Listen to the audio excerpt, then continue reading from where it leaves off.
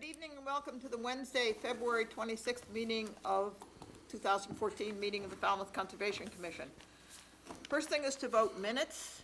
We're still waiting the minutes of the 12th. Those of you who read the minutes of the 19th, there's a lot.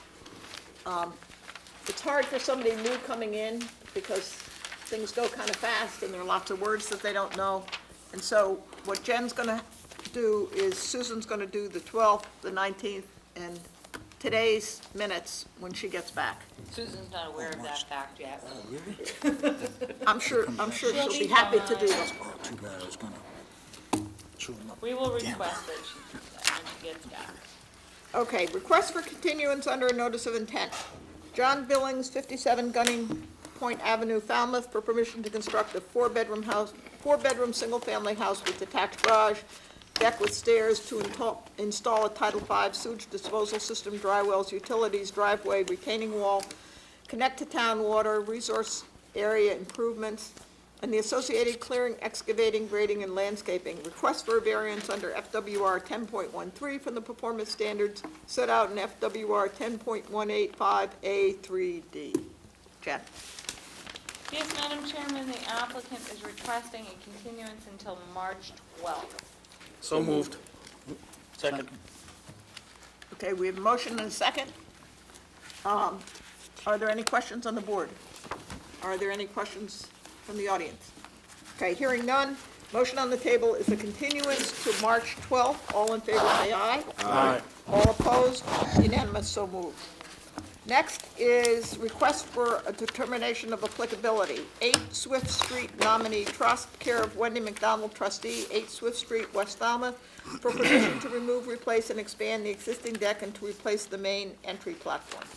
Yes, Madam Chairman, the staff has reviewed the project and we're recommending a negative tune of the statement bylaw with the resource area boundaries not confirmed. So moved. Second. Any questions on the board? Any questions from the audience? If anybody's here for an RDA, a negative determination means you can go John. through. Who? You. Mr. Doyle. You know that. You already knew that. Okay. Any other questions? Okay, motion on the table is to accept staff's recommendation of a negative determination, which means the RDA work can go through as discussed. All in favor say aye. Aye. All opposed? Unanimous, so moved. Lovely to see you. Short evening. Request for hearings under a notice of intent. All hearings of the Falmouth Conservation Commission are heard simultaneously under the authority of the Massachusetts Wetlands Protection Act and the Falmouth Wetlands Bylaw. Although a single decision is issued, it represents a separate decision under each authority. First is John Billings, 57 Gunning Point Avenue, and that's continued to March 12th.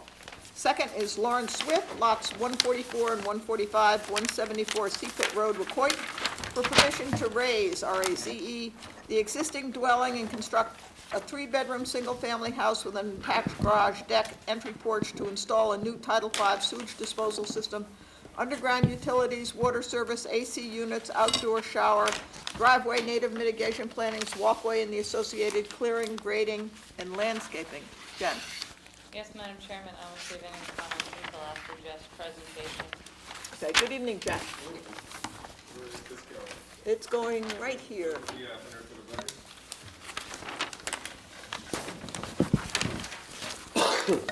Well, good evening. I'm Jeff Ryther with BSS Design, representing the Swifts. This is Lawrence Swift here. His attorney, Jeff Nickerson's with us as well. This, I'm going to get the address right here. This project is composed at 174 Seapit Road, Wacoit, and it's composed of construction, a developed house on an existing lot with a vacant lot next to it. And the Swifts have a purchase and sales agreement for the vacant lot next to it. Now, I say vacant, but it is somewhat developed by human activity, but it's not. There's no structure on the lot at the moment, except for a boat. I'm going to go through the resource areas. Out here at the Sea Pit River, there's land under Salt Pond, transitioning to Salt Marsh. Then we have the bank of Salt Pond, coastal bank, and then lastly, the flood zone line. This is land subject to coastal storm flowage. It's zone A11, elevation 11. And if you see in the hatched house on your plan, also there's a hatched garage. Both of those are coming out, meaning removed from the site. And in its place, a three-bedroom house. By the way, this is a three-bedroom house currently, in a three-bedroom septic. And we're going with a new three-bedroom dwelling with an attached garage here, with a small driveway out front of that garage. By the way, in the description, it talked about a new sewage disposal system. That's not true. The system was upgraded, I think, prior, is that right, prior to you owning it, Larry? Yeah. And it meets Title V. There's a tank and a leach field here in the front yard. Let's see. So I just wanted to talk, this is a couple of zoning issues, but this house is pushed right down near the coastal bank and over at the lot line. And there's a couple of zoning issues which prompted the reason why we're going to remove this rather than build off of it. Also, the detached structure in the front yard is a zoning violation. So we're going to get rid of all that by doing this and move the house over and away from the coastal bank. And also to do that, we're going to have to go into this vacant lot. Lawrence Swift wants to buy this to redevelop the lot or the house, but in order to do that, we're in with his program, we had to go into this vacant lot, which he's been wanting to buy for some time. So we have the limit of work here proposed at the existing path. I mentioned earlier that this lot, it's not developed, but it is disturbed. It's not in pristine condition. It's lost a lot of its buffer in the upper area here where there's a boat stored. There's a lot of automobile parking amongst the trees. And it comes down to a path, the disturbed area, and then out to the dock. At one time, both parcels were owned by the same person. Then the south parcel was sold off, and that's why there's a dock off of that vacant lot. And so when that happened, this owner, prior to Larry Swift, put this dock out. So we have two docks permitted and licensed here, one on the vacant lot and one on the developed lot. So as far as the 10/18 calculations, the mitigation calculations, the numbers are all here. It turns out we need to plant 2,520 square feet of planting, and that's in this area here. We're expanding off the top of the coastal bank into this area. So we have a patch that it's called out here 2,520 square feet. Also in this area, we doubled up on the hay bales because the staff thought it was best to, watch out for this runoff once this house is demolished and the ground's disturbed. We need a little more protection across this area. A little less protection here.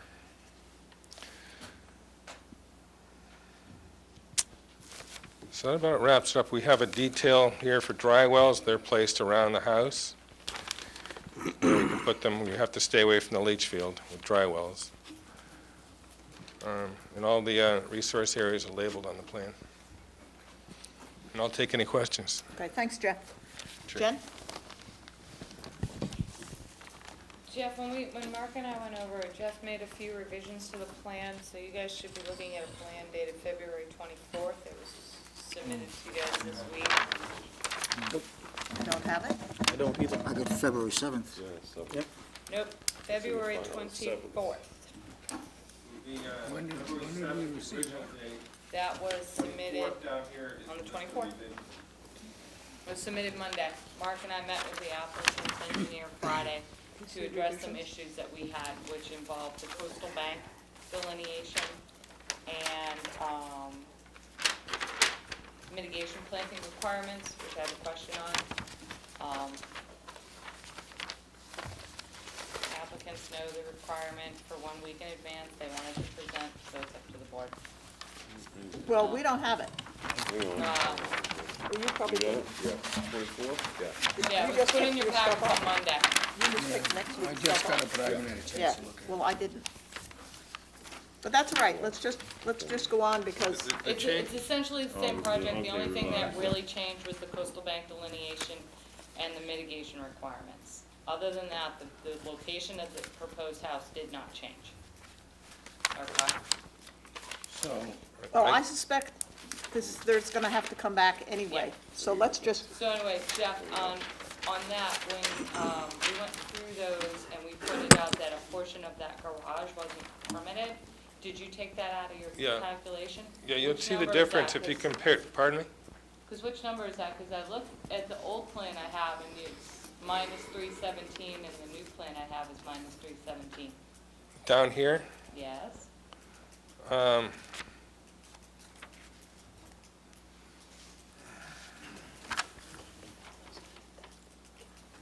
I'd have to check it, but I've gone through them. I know that the number got quite a bit larger. As Oh, well- portion existing. Just the way you have it, it says, you know, shell driveway minus portion of existing garage, minus existing shell driveway. You have minus 317, minus 362, and on the original plan it was minus 317 and minus 347. Yeah, I think I took it out of Yeah, did the you A, switch them? the zone A, because it's this area here, Okay. that shed roof off the back of the garage. Yep, So so the zone B calculation, that item didn't change, but if you notice, if you compared it to the other one, you'd see got it. that the garage is completely out of that now. There's a whole Okay, figure deleted, okay. all right? And I know I talked to you, can you address the regulation that I know some of the commissioners have a concern with? Which is that 10-1-8? development in Zone A being an area that lacks a naturally vegetated buffer. Well, I was trying to hint to the fact that, this isn't a pristine lot, and that, it's not your basic vacant lot with a shrubby understory throughout. It does have a shrubby understory down in here, but not up in here where the boat's stored. If any of you went, there's a large boat stored on the lot right here where the garage is. Jeff, it meets our definition of a naturally, where you're removing all those trees, that's naturally vegetated buffer. Well, yes and no. I mean, it has the tree, and I am proposing trees back in the A zone, closer to the resource. And You're there's, gonna put in trees that are the size of the trees that are there. well, that's pretty tough, because they're 12-inch oak, 10-inch pine, another pine. There's 5 trees coming out and 7 trees back here, but, maybe we could find some more room down in this area for some more trees, if that's what you want. I'd rather have you move the house. I'll read it for, just so you understand what this says. If the no disturbance zone A is a naturally vegetated buffer, no work must take place in zone A. Our zone A is called a no-touch buffer. Right. Well, that's because we're proposing this across the vacant lot. Is that why you're applying that regulation, or? Yeah. Well, we looked at that, and I don't know if a variance would help with this or not, but perhaps we can file that. if Well, That's what we're, if you- you'd have difficulty going down that route also, because you'd have difficulty meeting a hardship. Well, this is one of those situations where there's a, vacant lot next to this other lot that's being used, They're parking on it. There's daily activity during the summer months on it, because there is a boat out here. And, it's, like I said, it's not your basic vacant lot in a subdivision. It's, it's somewhat, not developed, but disturbed. So I'm just thinking that we could, when I met Jennifer out there initially, not that, she's voting tonight, but, she said it looks like we could do the project as long as you stay north of the existing path and don't go into this shrubby understory. Jeff, course, wasn't the project presented to me at that time as an addition to the existing house and not a raise and rebuild? That's true. Which, But it's one of those ones where when you add your project onto your existing house, does it still work, as far as the building code? And then we had issues with that, so Mr. Swift decided to let's tear it down, move it back, shift it over so we have no zoning issues, except for there is still less than 50 to the 3-foot contour. That's a zoning setback that we've applied for. But, okay, but we've more than doubled Just the distance back. Jeff, that you were around when we redid the buffer regs. The 10-1-8, which yeah. are also, no, buffer regs, which were, we just made it a little clearer for people to understand, but we made it really clear, it was very clear that in an A buffer to a resource, the only building that you could do was in an area that was already disturbed. And where most of this house is, where you have those trees taken down, that's not disturbed. Those are huge trees with huge root balls. We are saving that, That's particularly why we had that. that 30-inch oak. If you saw that next to the garage, we aren't taking that out. That's a front yard feature. But there is a 12-inch pine and an 8-inch pine at the driveway we'd like to take out, and then 3 more down here at the deck. Well, let's see. Well, I mean, if you looked at the property as a whole, we aren't going closer to the waterway. Nope, I'm not saying you are. But you're looking at it, you're creeping into a vacant lot, therefore, new construction rules apply. Is that what I'm hearing? Well, even if it wasn't a vacant lot, even if you had that lot with those trees there, you wouldn't be able to expand into where those trees were. Well, I Well, think we let's- just have a difference of opinion on the existence of this lot. It's not quite fully shrubbed up, and, it doesn't have the buffer, like a typical vacant lot does. Let's see what other questions. Sure. Other Court? Yeah, the wonderful thing about sitting on commissions like this is that nothing is easy. And they always present different, interesting challenges. So, a question, first of all, has the actual combination of lots 144 and 145 taken place at this point? Purchase and sale, but no. Okay, so. That's true. so We in have not, fact, legally, they're still two separate lots, am I correct? that's correct. But we can still hear this. No, Yeah. that's not where I'm going with They this. put the purchase and sale in the So application. where so the dilemma that we face is that we have two, if I understand our regulations properly, we apply we have a standard that says this is what can be allowed in the A zone and the B zone and so on, but we also provide for redevelopment. And there's more flexibility under that. So the question really is, if lot 145 is a quote vacant lot, then do our new development regulations apply?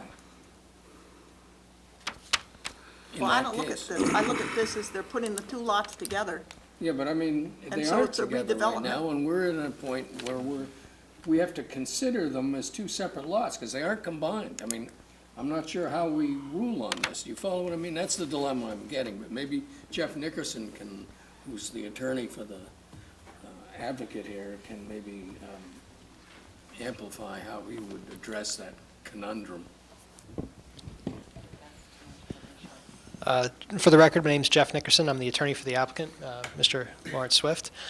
The proposed combination of the two lots would be done pursuant to the zoning relief that we're requesting, and I believe it would also require an approval not required endorsement by the planning board. So as a precondition, of course, to any zoning relief that we would request, we would need to have that endorsement, which we're fully prepared to secure in the event that we're able to advance our application. Okay. I mean, it's, one of the interesting things is that when you have restrictions on lots, they, even though you may combine them, the restrictions on the lots still stay with a lot. I mean, you don't, they don't go away if you combine them if one of them has a particular restriction on it. Sure.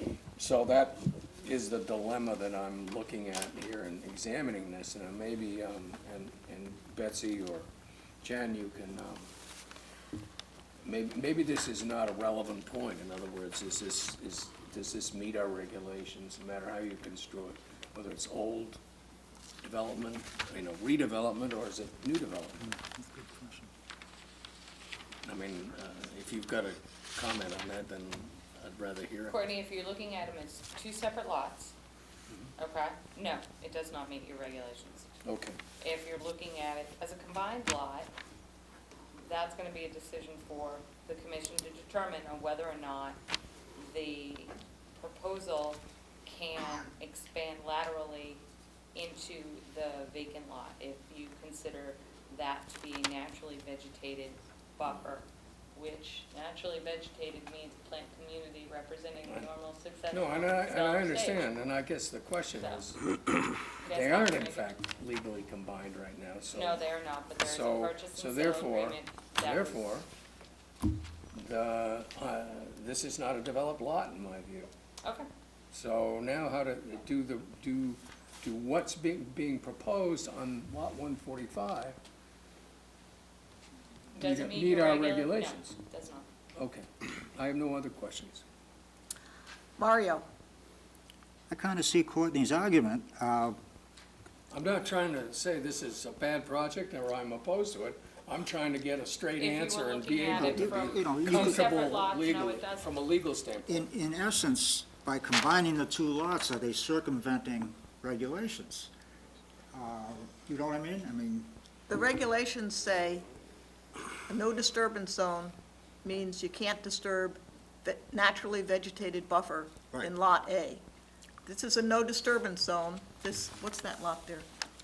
145 145, right. has a naturally vegetated buffer that project as presented will be disturbing. And I count 5 fairly significant trees. You got a 16-inch oak, a 12-inch oak, another 12-inch oak, a 10-inch pine, and a 16-inch pine, and all of them are on the undeveloped lot, Lot 145. That's a significant amount of biomass that's being removed in an undeveloped lot. So I have a little problem with that. I mean, Do you have a question? do I have a question? Do you have a question? How long does it take to combine lots? What do you have to do? Essentially, it would be a plan that would go before the planning board. It would be, again, an approval not required plan, so it would generally be approved unless there was a reason not to approve it. So I don't believe it would be terribly problematic. I have a question on that, Jeff, because I didn't know if it was an administrative thing to do the combined lots before the planning board and or not. Would that dock weigh in on the planning board's?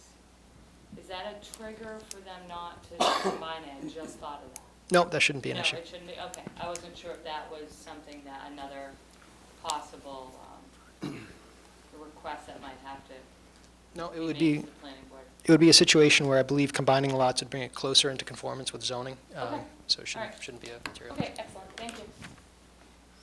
Tom? I have no problem looking at it as presented. if it doesn't, you got a hurdle with the trees, Jeff. You understand that? No, one lot, two lots, A lot, That's all I B see. lot, whatever it is, you got a hurdle with those trees. All right, that's just how it's gonna happen.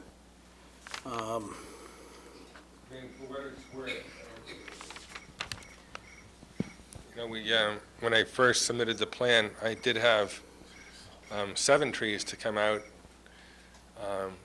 and then we made a few changes to the plan, not to the footprint of the house, but to the limit of work and grading, and we saved 2 of the trees that were down in this area off the deck. And I appreciate your effort on that. I'm just telling you, as presented right now, what's in front of me still has a hurdle, in my eye, for that area of that raw lot, well, that portion of lot 145. And I know I- that you're just one member, but if there were more trees added to the project, would it, Well, let me kind of get the ball I know. rolling here, just for a moment. You said it was kind of creeping. This really isn't a creep. A creeping would be just a small portion of the house. A substantial portion of the project is on the other lot. It just didn't creep over, all right? well, I didn't mean It it to come out encompasses like that. both lots, Oh, yeah, no, okay? And that's, it's certainly meant to. I mean, yeah, and I think, if this was my lot, or what I would be pursuing, it'd be very close to what this is, all right? And the emphasis is close. I think there has to be some kind of adjustment somewhere, whether it be mitigation or adjustment of the site, to be able to conform with that portion that's problematic. This area here, where the trees are. talking down near the deck? Yes, where the trees, no, where the trees are. The group of trees, the big number of trees that my fellow board members have already discussed. Yeah. All right? Yeah, there's 5. I don't want to be blunt about it, but I can be. You might also want to include, don't mean to cut you off, Tom, you might also want to include that 12-inch oak or move that drywall. Because you don't have that 12-inch oak marked as gone, but that drywall is gonna, This one here? the one right below the 11-foot contour. Between the 11-foot contour and the word limit. Okay. Yeah, just move that drywall and you might, you're not gonna lose that tree. That Right. might help you. Now, the other, so 2 docks on one property? We have all the same questions. I'm just wondering, is the applicant going to surrender one of these, or is he going to intend on keeping both? Well, I mean, they're both licensed. It's just a question. I'm not saying. I think he would like to save them. I think that's, I know that you don't look at the price of property when we look at these, but the Well, land not- is being some- sold. some do. Basically with a dock, and it, of course, it's a big price tag because there's a dock on it, so Mhm. I think he would like to save it. Sure. I I wanted to know, hear it's, you. there's more than one person in Larry's family, so they might have a couple of boats. I know that he has a smaller aluminum boat, I think, right, and then the bigger boat, so. You gave me an answer. I just asked a question. That's all. And I have enough information for myself at this point. Thank you. Russ? Jeff, Sure. one of the reasons you're not gonna use the existing house is to reduce the nonconformity on the side setback, is that what you said? Well, it's actually got three setback issues. One is to the shoreline. You'll see that this is a zoning setback. It's to the 3-foot contour on the Vineyard Sound side. So you'll see that it's 20 feet from the deck, and we're expanding that out to 43 feet. So we're more than doubling that setback. So that's a nonconformity there. So isn't the 43, but that's why we're in front of the zoning board in a month, Okay. because we're not at 50. So 50 is the minimum. That would be new construction. And what was the issue with the building as far as the building code? The Well- existing building, you said there was issues with that. Well, I just want to talk about that setback here on the sideline as well. It's 8.9 feet, not 10. And then the detached garage, it's 15 feet setback. So adding on to this, then you'd have to meet building code, we got a flood zone into the building. Well, So- the 50% rule. The 50% rule, we'll, No, what Hinder would that. be the setback from Sea Pit Road in the front, the furthest piece closest to the road? I'm sorry. in the future, I mean, new house, it's right here, it's kind of blanked out a little bit, 32.8 feet. It's right above the word, or the lot 144 label. Okay, does shifting this house a little bit kind of reduce the effect on those trees in the back? I mean, This direction going the north? 2 pines, yeah. Correct. Well, again, we're trying to save the existing septic. Perhaps that could be changed, but we're at the 10-foot minimum setback from the tank to the corner of the house. Okay. You see that there? Yeah, So I see it. that's why we're all the way north as we can go with that saving of the system, but, Yeah, I mean, the 2 pines don't bother me as much, losing Down those, here? because they didn't look like they were in that great a shape. But that oak tree looked like it was pretty good shape. when you say that oak, are you talking No. about in the back or Yeah, the, in the back, Jeff, right where the deck is there, right here? yeah, the 12-inch. Oh, yeah. That looked like that was in pretty good shape, but the 2 pines were, Right down here, yeah. yeah. So, Well, I was just trying to maybe wiggle, under see if the- there was any wiggle room, maybe to, well, we can get, yeah, maybe we could get a variance to save, one of those anyway. I think the Yeah. one in the driveway would still be touched, yeah. I was just curious. Because I could get maybe a 5-foot variance, maybe. I'm not sure that could happen with the health department. They'd say I created that one on my own, so. I think it's a good project, but maybe if we could, a little bit of give and take here, might be able to make it work even better or make us more comfortable anyway. Jeff, can I ask a question? What's your setback from Sea Pit Road? Is it 25 feet or 30 feet? 25. So if you shift the house, then you don't have to ask for the variance from the 50-foot buffer or the 50-foot setback from the, Oh, well, there's also a 20-foot setback from leach field to foundation. So I'm I at bet- the minimum there as well, right here, there's a the number. existing- okay. I bet you it'd be easier to get a variance on that than The would, Board of Health, and it then would be the zoning board. I would, Maybe, I'm not sure. I would be I'm not willing sure. to wager that variance, which is widely given far more than the variance from this board, Yeah. would be easier to obtain. I don't want to speak out of school, and I could be 100% wrong, but if I was a betting man, I would think that variance would be a heck of a lot more obtainable. Well, it would be if I were, if it's the other way around, if the system had to be less than 20 to the existing house, then they give it to you in a second on an upgrade. But the other way around, where I've got new construction up against, I don't, And that's- I appreciate that. that would be a hardship But I- thing, and, I told you what my thought No, on I that was. understand. I'm trying to do the best I can. I'm at the minimums here, and And through the chair, if I may, and So- it's also a substantially larger structure. it is. It is. And that, too, is, And that's No. down here. It's That's part of the 15, problem. it's 15.6% lot coverage when combined, on the combined lots, so. I would, I'm just gonna throw out a suggestion here, since clearly you're gonna have to come back. And that is to look at all these setbacks, develop the window where you can put a structure, and then design your structure to fit there. I mean, there's a window here. I don't mind if I don't mind, I say I don't mind. It meets regulations if you're expanding into an A zone that isn't naturally vegetated. And there's plenty of area back here that is either beyond the A zone or that has been disturbed. So, When you say when here, are you talking about like in this area? like where the garage is Yeah, designed for.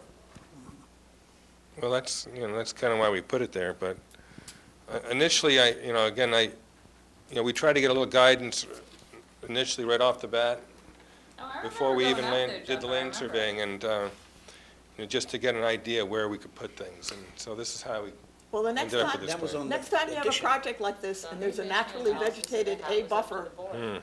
separate that out. You know, sometimes these regulations kind of creep up on you without, you know, I mean, I know I've read that line a few times that you referred to, that third sentence in 1018, what is it? I can, Well, that's why the A buffer is called, 7E2. quote, no disturbance. is it 72? 7E2. 7E2, third sentence, yes. Here's your sticky right there. Remember the sticky, yep. I sent him a sticky. Yeah, Russ. Yeah, oh, yeah, I'm gonna go down. No questions, I have enough information. Mike? Any questions or suggestions for Jeff at this point? I have a question. Yeah. It appears to me that on that second lot, you could build a small, if you would, structure that would require a separate septic system. Yeah, it's a possibility. Right up in here, maybe a septic, yeah. So, and my point is that it is, by appearance to me, one, it supports a dock. Two, you got a parking lot. Three, there's been a lot of area for boat storage.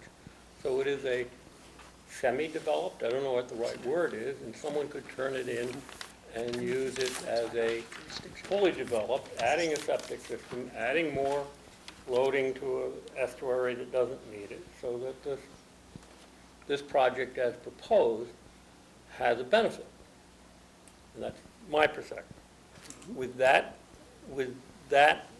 argument, you have at least a couple trees missing that are on the coastal bank. While we're talking trees, well, if you walk down to that southerlymost dock and stand on the stairs and look south, Some of these in here. yeah, you'll find some trees on that bank that aren't shown. So just to be sure they're not there. The next one is you have this shed in the far northeast corner that is proposed to stay. Yes, right. You're talking this one right here? Yeah, Yeah, that's sort of the boating shed, the you know, boarding shed. you know, and, Okay. I mean, you I don't- have an area over in the corner that you're developing that, if we're talking about getting benefits back, you have that old northeast corner that isn't, minus that shed, is you could fill that in with, pretty attractive looking expansion of, you know, resource area. So, Right. you know, maybe we I could, understand the need, I'm just telling you that, I see benefits to the project. Two, I'm looking for things that I don't particularly, you know, that could improve the proposed project. And I gotta go back to the question is, this commission has always looked at docks with a scant eye for a variety of reasons. And you have two instead of one. And there's gotta be some benefit to the resources if you only had one. So, and those are my observations. Madam Chairman, just one quick comment. I'm going to respectfully disagree with you, Mike, on whether or not you could actually put a house on that separate lot. You would need to hold that 100-foot buffer to the salt marsh, and that line goes right through the garage. That's why when Courtney and Mario both asked me the question, does it mean if it was a separate lot, and my answer is no. I think it would be really, really hard for this board to permit a house, a separate house on that lot. If someone bought this and wanted to continue to use it for storage of boats in its current use with the dock, it would be used. I can see a structure that would fit in that little area that would have a septic system aside for it. I'm just saying, I'm trying to minimize, this project has benefits, and Okay, I'm just getting, saying that getting that wouldn't the meet your septic regs. system, I understand there's a fight, but Mhm. most people these days are willing to fight, so here we are. Russ, you have another question? Just, real quick, Jeff, that's a two-car garage, and then they've got a separate, Separate bay, yes. Here, a Yeah. smaller bay. yeah? It's a large garage. I didn't design it, but it's a three-car, not three-car, but three-bay. Two-car plus additional. It's a large Jeff, garage. I think you need to go back I have no and further possibly, questions, given the comments that the board has had, it might be a wise exercise to do what Beth says and create a building envelope first instead of designing a building and plopping it on both lots. Maybe looking at your building envelope with all the setbacks might be a useful exercise. You're asking this board to, and you've heard their comments, with a substantial structure with a three-bay garage, Yeah. that's asking a little bit much. Courtney? I'm not gonna, I've already had my piece about two lots versus one and that issue, and that's an issue. Yeah, but But I've got, just looking at this thing, it seems to me that, following on Jen's thing, that there's some creative things that could be done here. And for one thing, if this house were jiggled around on this lot, you would not have to remove those 5 trees on the undeveloped lot near the path. You put the dry well somewhere else, and you deal, if you pivoted the house or moved it one way or another, you could save all 5 of those trees, which would be a worthy goal. I'm not sure all of them. Now, I see what you're The other saying. question, and it relates to that. I mean, maybe I could move that septic tank and Hold on. I'm make a looking at two-car this garage. deck you have here, and I see this vast, it looks like something from Gone with the Wind, this staircase going off of the deck. So that implies that deck is hanging up in the air somewhere. Is that what you're saying? How high? 1 story out the back, so it's a So it's walkout. 1 story up, okay. So, again, you could look at this thing and say, okay, if I put the stairs somewhere else, or do I really need the stairs? All of these little considerations you could do by, as Jen suggested, first establishing a footprint and jiggling then the design to fit the footprint. You might consider, for example, taking the septic tank, not the leach field, but the septic tank, and relocating that slightly to allow for that building envelope to move to the, wherever it is, north, a little bit, again, so you could save these trees down here. There are a lot of possibilities which you should look at. Obviously, you also have to address, at least Jeff Nickerson does, the concern that we've got, that we're dealing with 2 separate lots. Yes, they're gonna get combined, but they aren't. And so that creates a dilemma for us right now in terms of what we're permitting, because there's, we permit something, there's no assurance that these lots are ever gonna get combined.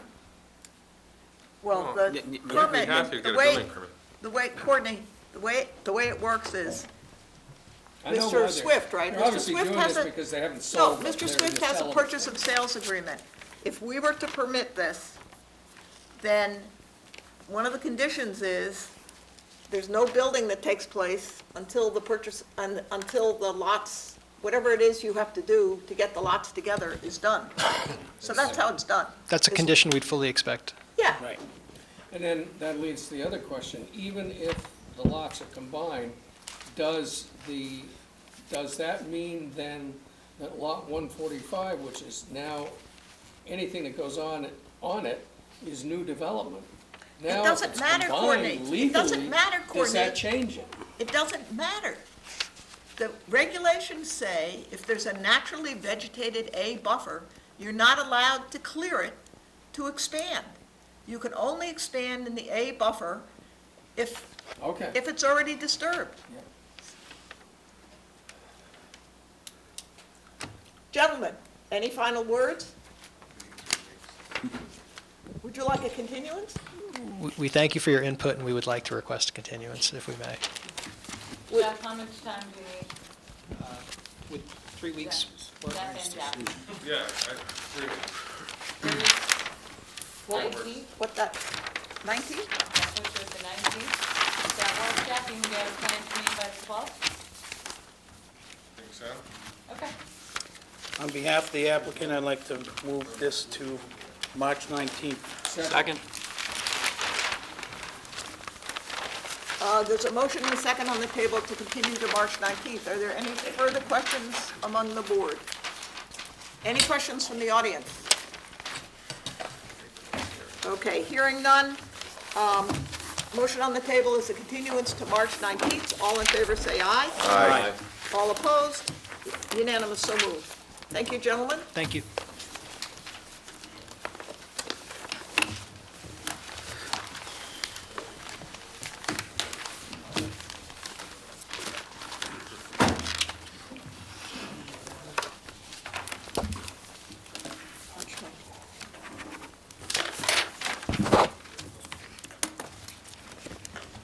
Stephen Parker, 378 Acapesket Road, East Falmouth, for permission to raise, R-A-Z-E, the existing dwelling and construct a 4-bedroom, single-family house with attached garage, decks, porch, front entry, and walkway, to install a new Title V sewage disposal system, underground utilities, water service, AC units, outdoor shower, driveway, native mitigation plantings, and the associated clearing, grading, and landscaping.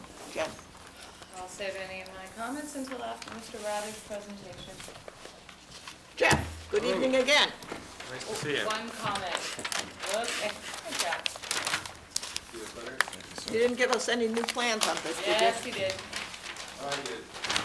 He- Well, at that same meeting last Friday, Mark had a couple of questions about Coastal Bank, so I touched it up and submitted a plan. It's very, very similar, same house, same driveway, except a little bit of change on the delineation of that Coastal Bank. But it's not going to affect your presentation. Doesn't affect that or the setbacks. Okay. Because it's inboard of the ones that are most The- landward Okay, from the change. Fortunately for yourself, that this project and the last one was not affected by the plans coming in at that date. If there had, just a heads up, if there had been a substantial difference on the revision, No, I'd be asking. I asked Yeah. Jennifer if to still keep the state since the revisions are kind of minor. that's fortunate for you. What did I tell you, Jeff? We sat down, I did And I ask. said you could submit the plans, but it was gonna be up to the board. Yeah, You that's said true. you really wanted to present tonight. Right. and he thought that Don't throw me perhaps under we the would be in a bus. good mood tonight. Well, Aren't you lucky? yeah, thank you. They're smiling. All right, so, This is, these are your buys for the year, Jeff. oh, I got two here. It's Well, only I haven't been in February. front of you in a while, so I was hung up for a bit. Anyway, Jeff Ryther with BSS Design, representing Steve Parker. This is at 378 Acapesket Road. You've seen this property in front of you 3 times in the recent years. One was the septic upgrade for when they wanted to sell the lot under another name, Roach, sold it to Parker. During that site visit for that, Mark Kasperzik found that the Coastal Bank had a bunch of disturbance on the face, asked for a notice of intent on that, so we filed for restoration of the Coastal Bank, which has received compliance and is all finished. The third time was the dock, which you nicely gave us an order of conditions, and it's just been installed. And now the new owner would like to remove the existing house. It's an existing 4-bedroom house, put back in a proposed 4-bedroom, basically on the footprint, but expanded out in this direction, and a garage forward of the existing house. There is work within the 100-foot no-touch zone, but there's no buffer being disturbed. We are pulling the house away from the water just about 3 feet here. We are pulling it away from the lot line, the nonconformance of a 7.5-foot setback, going to 12.3 feet here off the garage. Again, we are in front of zoning because we are 39 feet to the deck. The current deck is 36 feet, but it's still not 50 feet, so we have to go to the zoning board of appeals. So we did make that filing already. So, again, I'm going to step back a minute and again talk about resource areas, land under salt pond, land containing shellfish, coastal beach. We got bank of salt pond, coastal bank, and then the flood zone, the A11 flood zone again. So again, this is a rebuild of a 4-bedroom house, virtually the same footprint. Septic was installed a couple of years ago. That has actually a 5-bedroom capacity. Existing house has 5 bedrooms, but the town calls it a 4. Designed that for 5, but we're only using it as a 4-bedroom. Again, all the setbacks, you know, we're expanding out towards the gravel drive. The gravel driveway is getting smaller.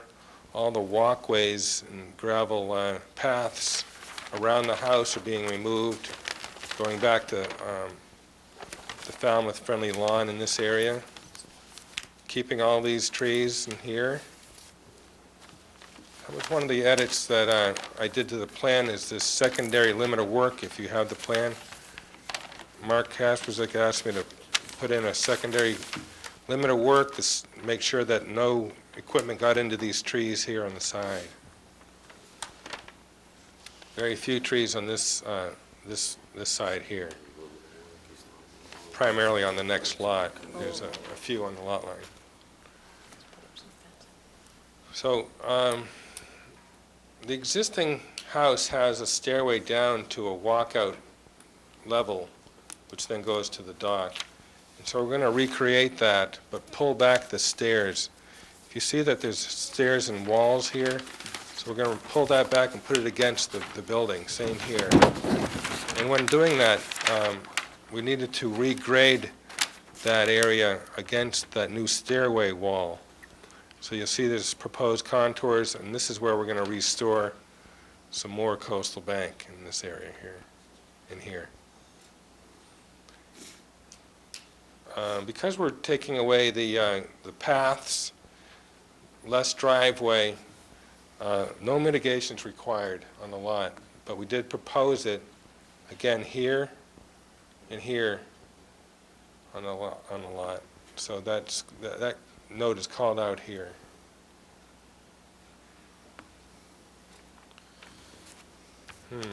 So that about does it. Again, it's a 4-bedroom reconstruction. Not much longer. Mike. Jen. Jeff, that corner of the house, the one near top of Coastal Bank 6, Right up here? yeah. This How is, far is that from the top of the Coastal Bank?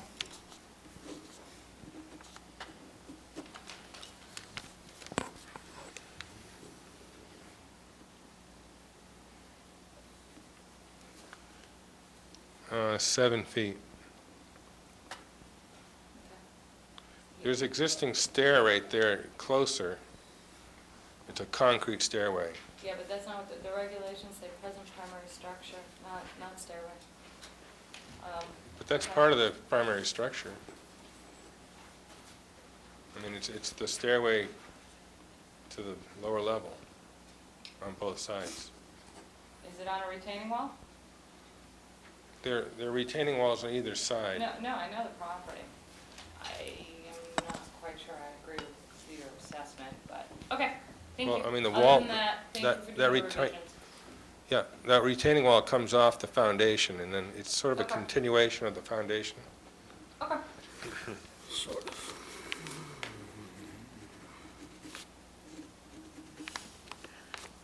hear groans from either side. We'll start with you, Mike.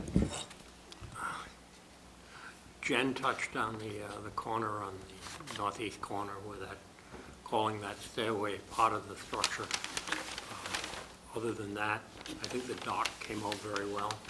Seems to be very well, you know, people using it well, and what I like that. And I have no further questions. It does have nice, built up high here for lateral access. Exactly. Stairway down was good. The upstairs, it hasn't been replanted on there, but that's still part of the dock project. So if you were wondering why there's a swath 4 foot wide to the coastal bank, that's the old stairway came out.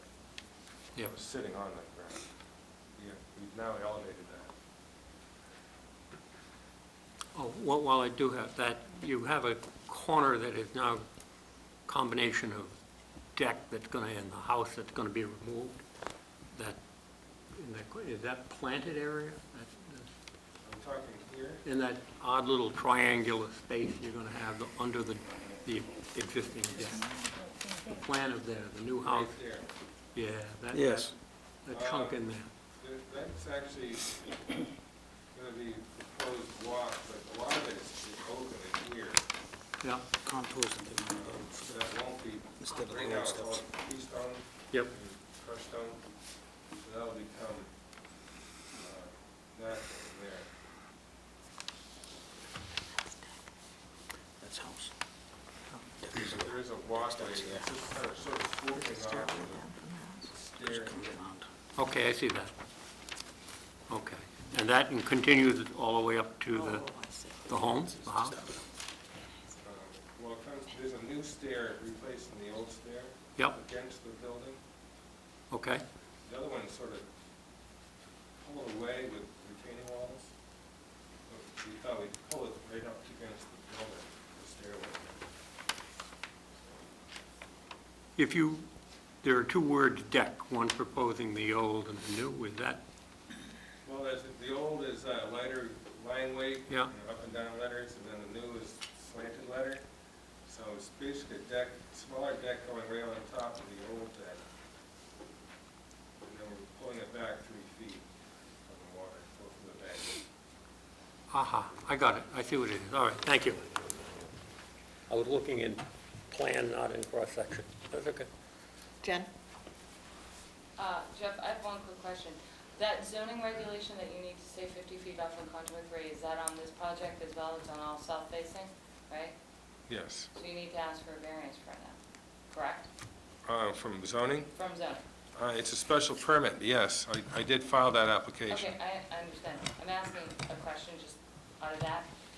Your structure's 153 feet from the road.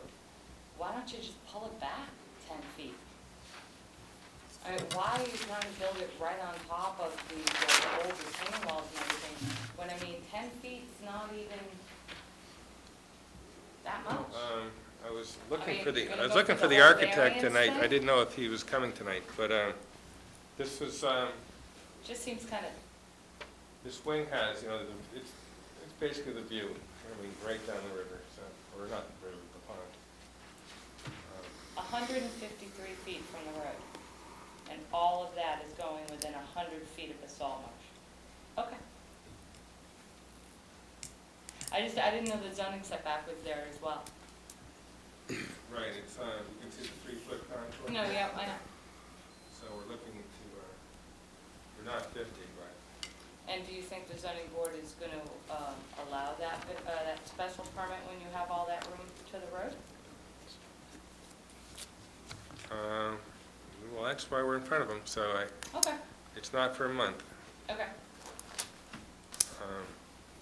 Typically, you can rebuild right back to the same location, but, Okay. I can think of a couple, but maybe they didn't have 100 feet to the front either. But the idea, that house was built out there to, take advantage of the water, of course. No questions. I have no comments, questions either. Court? Yeah, I'm listening very intently to what Jen has to say, and I have to agree. I mean, you've got all this stuff that kind of, this appendage on this building that reminds me of sort of Pinocchio's nose, you know, it's kind of grown out there, and it's got these steps that go down near the water and so forth, and, you know, I don't know why you couldn't move this whole building back 10 or 15 feet, and then you could do the things you want and not move all these structures closer. So I guess that's my observation on that. You know, I haven't been persuaded by anything other than Jen right now. I just noticed that. But I'm always persuaded by Jen, so that No, not is usually. nothing new. I just noticed that appendage and just, I'm looking at it now. Before I was very focused on the coastal bank and everything. Maybe you shorten up that nose thing, and move it back so those stairs really get back, because you're dealing with an existing situation, but as you deal with the existing situation as you designed it, you're moving closer. So, Well, it's actually matching the you know, setback, if but the whole thing moves back, you can do everything you'd like to do. Jeff, where's your house on lot 383? Do you have a general idea where that house, it's like right next to it, isn't it? Oh, which one? On So- lot 383. well, their driveway is right in here. It's right there, yeah, that's what I thought, it was There is like this right way there. here, so I don't think there's anything on that. Well, I'm wondering, because you said your line of, your view shed, or the view site, was down the sound. So I'm wondering if even shifting that 10 feet would affect that at all. I was trying to get a somewhat, kind of a but- feel of where the location of that other house was, so we're not just moving you right back behind that other house. I mean, this is where the architect and the owner came up with the location, Okay, and so, You know what? If it meets the setbacks, if it meets our setbacks, it meets our setbacks. And okay. you can battle it out with whoever it is, planning and zoning. right. I mean, I might have to come back and amend if you did issue an order and they said no, you know, And we'll see you again. then I'd have to come back, but I see what you're saying here. I could continue this and ask them if they want to move it some, or if they can, you know. Okay, we still have some more questions, Oh, though. okay. Mario? Well, you know, I kind of agree with what Jen and Courtney were saying. It seems like everything's being front-loaded towards the resource areas, and it's a pretty good-sized lot, you know. Seems to me he could really, he could better the situation that exists now by pushing the proposed structure to the, I don't see it. I don't see it. To the west. You just want to say Is this mainward? north? No, it goes this way. North there, so this would be So west? it's west, West. You could really improve on the existing situation by moving the proposed structure to the west. You've got a lot of room here. There's a lot of bells and whistles that you're asking for here, but, you know, the chairman's made the point that it does meet regulations. So all we can do is suggest, I suppose.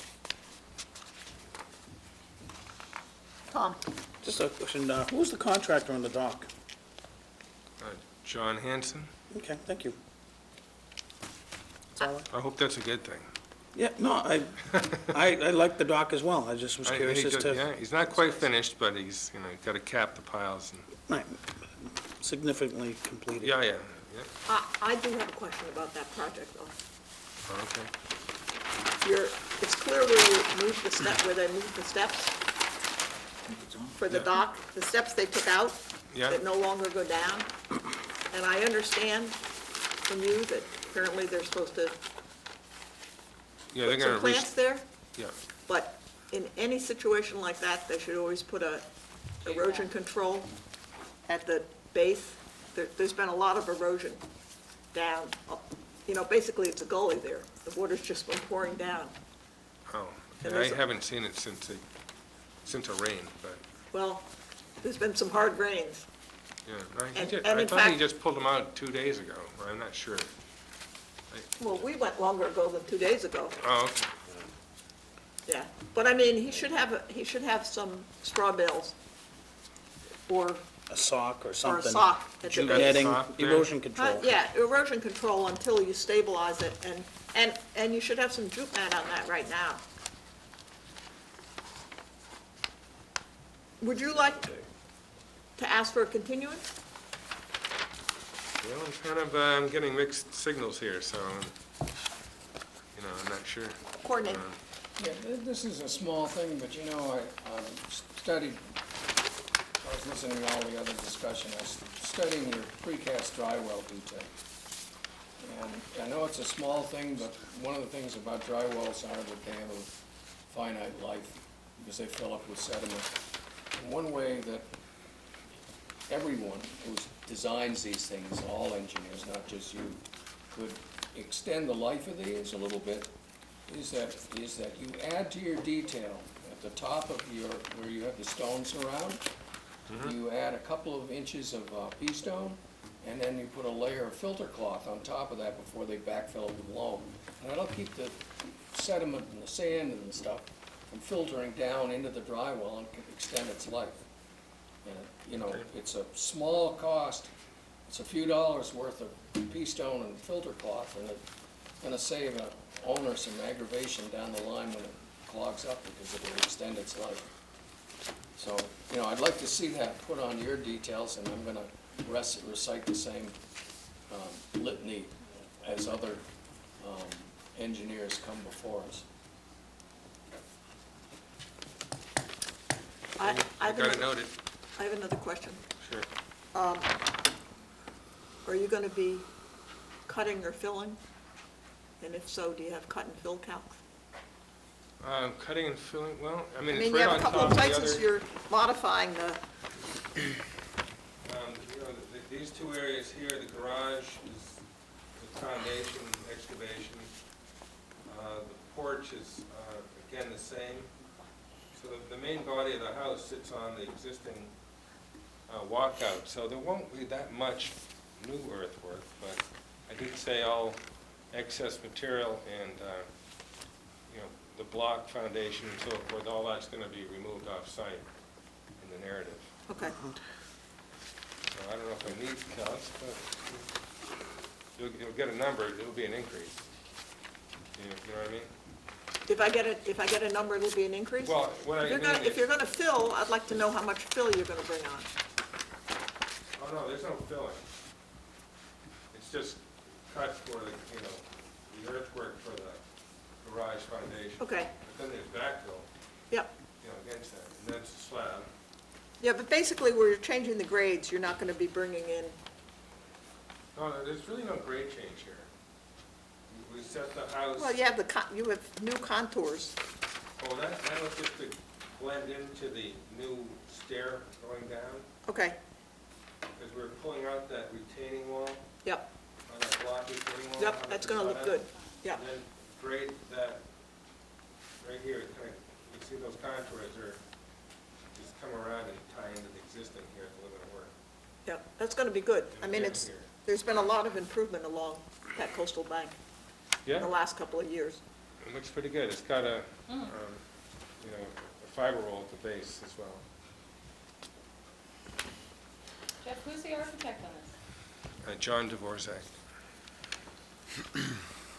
Did you have another question, Mike? No, I didn't, I don't know if I heard an answer to Jen's question. As I stood, I measured about 15 feet from the corner of the existing building to the top of bank. And if I measure on your plan, I show from the building, the new building, to that corner of 7 feet. So I'm right on board with our regs, and my question is a determination that existing concrete stairway part of the existing building, and therefore we aren't, or is that not? And that's the question I have, because of what you're doing in one case, I mean, because if the building is what it is, anything we do is okay, but if you're getting closer. I mean, like I said earlier, there's a foundation that comes out, ties in, goes back around that stair, and then has a wing wall, Yeah, and so. but that seems to be it's or sort of- there it's all- seems to it's be a all tied wall, into not that a foundation. foundation to me. I mean, And if you're right, you're right. We put that issue to bed, and if we haven't, we're not. That's all. Before we leave tonight, that's the question I'd like answered. Well, you guys see a lot of concrete walls or retaining walls that come off the foundations. I can think a couple of houses that are like this, and there are concrete walls coming out like this towards your salt marsh. Yeah. So that means you're gonna allow somebody to put it on that. That's what you guys have to determine. I would say no. But, I mean, shifting it back out, It's not gonna be, concrete block stairs. It's gonna No, that's the only question, just to be fair, is did we move the Jeff, you new may structure wanna- closer? And if I measure it one way, I get 15 feet, and we're going to 7. You may want to talk, you may want to Yeah, I talk to think- your architect and see if there is a way to pull it back. It's not like you're up against the setback for the garage. Well, You have here 150 are- feet. I'm gonna pass them down, the architectural work, it shows, that these will be stone landscape steps, Right. where, That's not the point. where, this is It's the building, proposed, it's the edge of whereas the the building you're others talking are, about. Yeah. Yeah. This thing. Yeah. the block, it's this here that comes back. I can and absolutely. turns in when I here. know who the Turns in engineer there. And is, if you're there's a counting house, and it from, had these huge if I go retaining from walls, no, this I know. corner I know. Right, to the it's just closest, a dangerous. I get 15 feet. right, and then you got this to that, should I- match. Is this part of the structure or is it not? That's the question. This window right here, No, that is. The question is, this existing structure that turned this Oh. You just said concrete that you just said the Yeah, word see, that's- structure. I mean, it is, primary it's structure. retaining walls with a stairway in it. It's all Attached to the building. Primary attached to the primary building. structure. So we're saying that's Attached to part the of the building. building. I consider that part of the structure. You Okay, guys, if primary- we're all on board. Of course, it's part of the structure, but is it part of the primary building?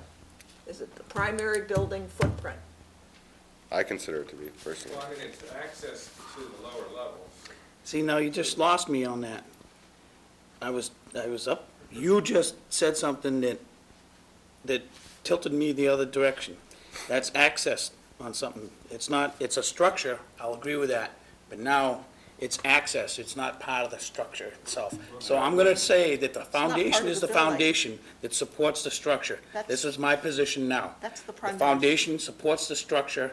There is also an ancillary part that is tied into it, that is a retaining wall that has stairs in it, that is not, in my view, not part of that. It's for We access haven't to ever the yard. interpreted it that way. Well, I'm just letting, I wanna No, be no, crystal, I'm I wanna be just crystal saying. clear on what Yeah. I'm saying.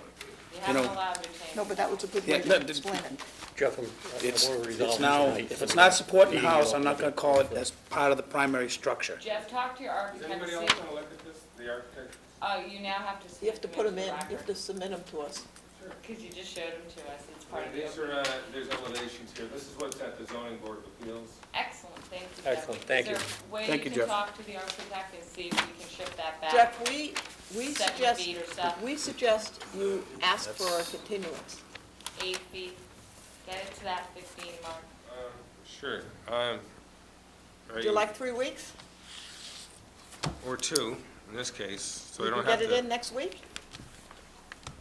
By next Wednesday? I'm- Can you talk to the architect and read it and pull it back if you need to by Wednesday? You can have the 12th, Jeff, that's fine. Can you, If can it not, then work? I'll just push it to the 3rd week, but, Then you'll ask for a continuance if you can't get it in. right. I think I can, if it's just a shifting, Much talk. it's pretty quick. Okay?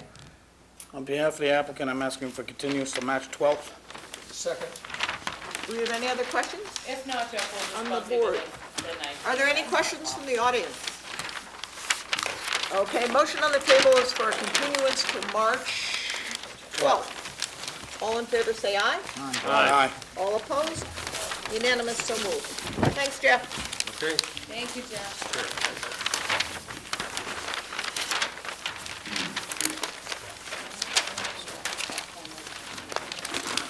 Okay, continued requests for hearings under a notice of intent. Neil Dunn and Renee Russo, 25 Moses Road, North Falmouth, for permission to raise, RAZE again, the existing dwelling and construct a 4-bedroom house on concrete piers with decks, stairs, concrete walk to remove concrete driveway replace with crushed shells, relocate the existing fence, remove concrete, install native utilities. What are native utilities? Okay. Plantings and the associated clearing, excavating, grading, and landscaping, request for a variance, but you withdrew that, right? Yes. Okay.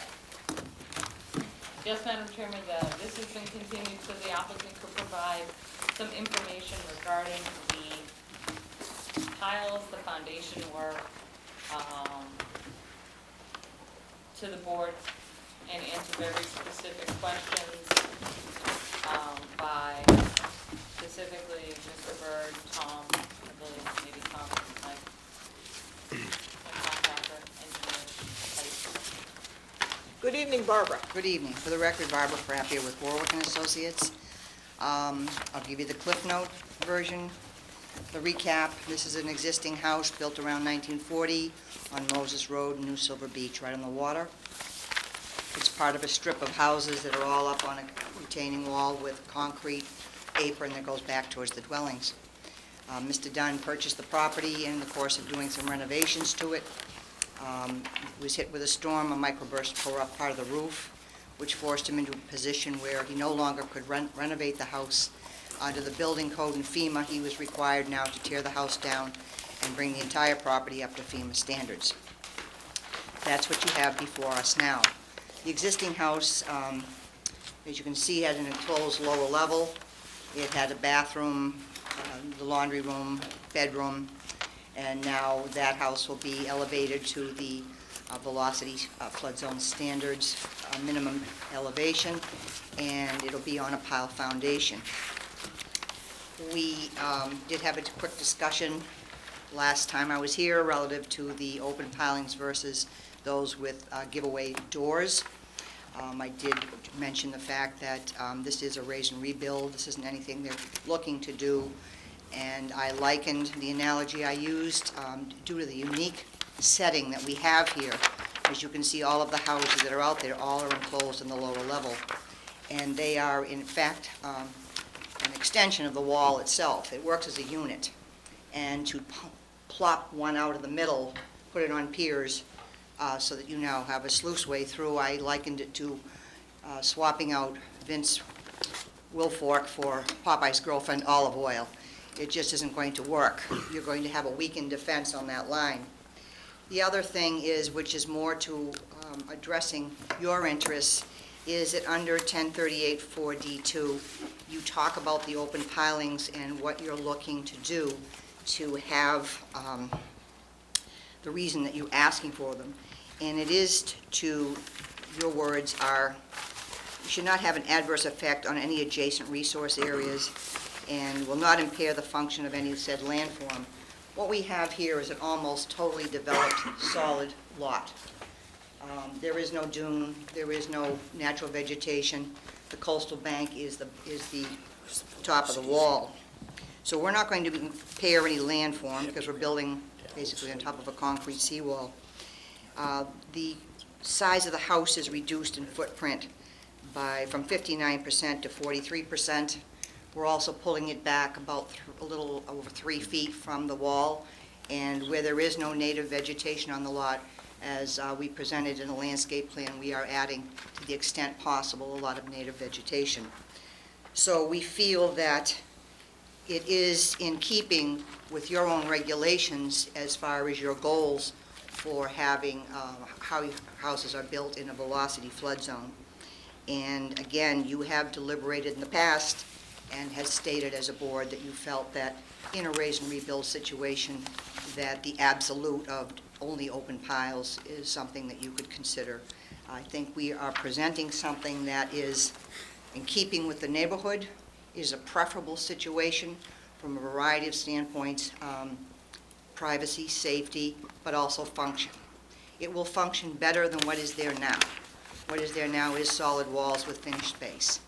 What will be there is our walls, and Mike Collins is here. He has submitted a narrative detailing the wall as well as the piers, as Courtney had asked for last time.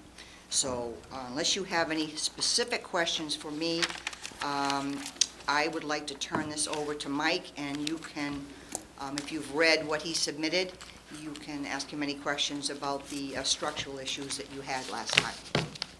Okay, thanks, Barbara. Good evening, Mike. Good evening, Michael Collins, for the record. I have larger copies of what was in that narrative. Be helpful? Okay. Yes, please. Didn't want to overwhelm the original submission.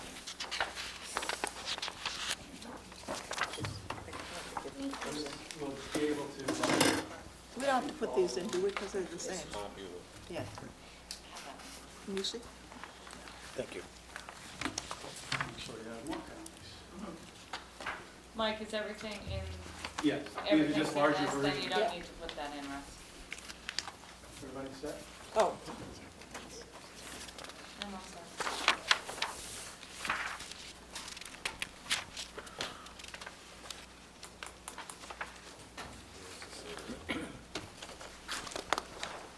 Among the topics discussed and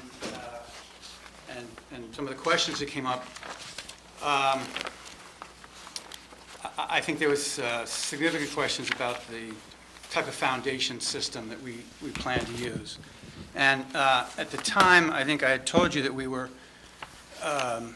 having some soil testing done. It was actually the day after our hearing. So with your concerns in mind and in an effort to try to explain what we were doing, we did hire Desmond Drilling.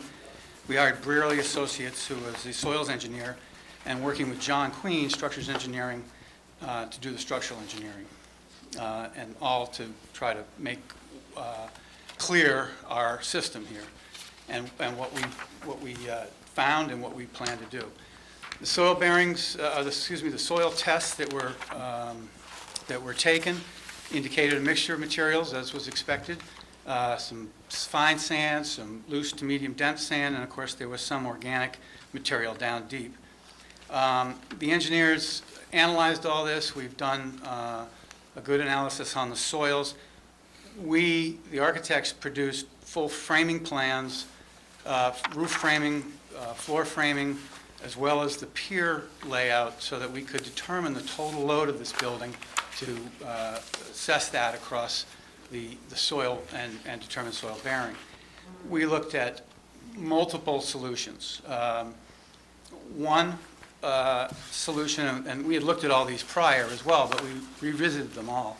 One was a driven pile system, which is, I'm sure you're familiar with, wood-driven piles, which this is Surf Drive, which is very invasive to the neighborhood and clearly aesthetically not quite the context of this particular neighborhood. We looked at, in fact, discussed deep helical pile systems. We looked at mat slab foundations, essentially pouring a huge full concrete slab, all of which would terminate with elevated concrete piers. The solution that is outlined in this multi-paged three-dimensional drawing is essentially what we discussed at the last hearing, which is a series of rather large spread footings that range, in some cases, 3 feet by 3 feet, some over 6 by 6 feet, and that is in width and length. Some of them up to 16 inches deep. Those are designed to spread the load and to distribute it across the existing soils. We, in addition to the soil tests, did a couple of explorations directly around the building, underneath the slab in the garage and alongside the building, to determine what, if any, foundation exists. The house is 75 years maybe old or older, and our experience with houses of that age and of this style of cottage, foundations were typically very under-designed, and we found a foundation in many cases only 24 inches deep, little or no footing. The depths ranged in those locations that we found from 24 to 36 inches in various locations. Interestingly, there's very little signs of trauma or cracking or damage to that foundation. So that was more information for the soils engineer and the structural engineer to further proceed with the design of this foundation. So the pier foundation, which of course is allowed and certainly preferred in a V zone, will proceed as this diagram shows. The spread footings will be set down at an elevation about 6 feet, and those will be down so that in the event of scour, you still have 4 feet of cover. Frost is rarely much deeper than 3 feet along the coast there, so we're down well below frost even in the condition of scour. Given the full concrete enclosure of this site, I think scour is doubtful, but nevertheless, we've taken the precaution to get down to that depth. There's a 2-foot wide footing that will either span between or above these individual spread footings. And then, this is all subsurface, I'm on the 3rd page, the 24 by 24 piers, which give us more distributional load, but better anchorage and better surface area to the spread footings, but also limits the concrete pour. These are obviously all reinforced. These drawings don't show steel reinforcing, but there's a considerable amount of steel reinforcing in this concrete. Because the elevation of the house, as you know, is 2 feet above flood elevation. The bottom of the structure is 2 feet above flood elevation. So we don't want to have to pour an 18-foot concrete column. So these are done essentially in lifts. So on page 4, the exposed piers, the part that will come up above grade, will extend from the 24 by 24 footings, and a frost wall, 10-inch wide frost wall, connect all of those for lateral stiffness. And then the final shot is really what's going to appear when the site has been backfilled, is that the frost wall will project just slightly above grade to contain the exterior grade, the exterior concrete surface, as well as the interior slab of the garage that's below. The structure, the wood structure, is not shown at all here, but that obviously sits on top of these piers, all above flood elevation. Any questions on those drawings at this point, and then I can move from on. Mr. Bird. Court. So, your initial excavation would be about 4 or 5 feet below grade. About, yeah, we would be bottom of footing at 6. Yeah, okay. With some crushed stone in there, of course. And which, by the way, if performed at the right tide, will minimize, if not eliminate, our dewatering conditions. right, okay, that's another concern. And the other thing is, I would think maybe this would facilitate. Obviously, everything is tied together with reinforcement, rod, and so on. But wouldn't it make sense to take steps 1 and 2 and form it and pour it all at once? It may well be done that way.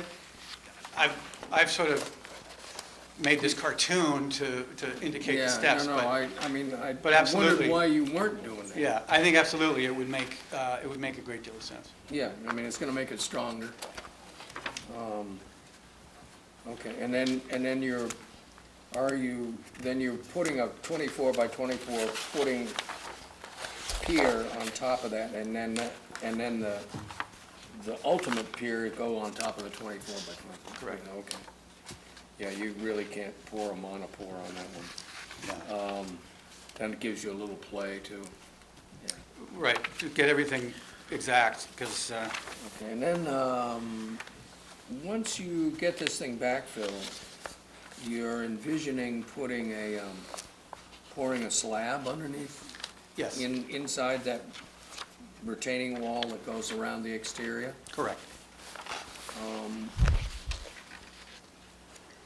Well, if this is non-habitable space, would it make more sense to fill it up with stone and allow it to be pervious? In fact, some of it may be pervious, but this is a place for a car.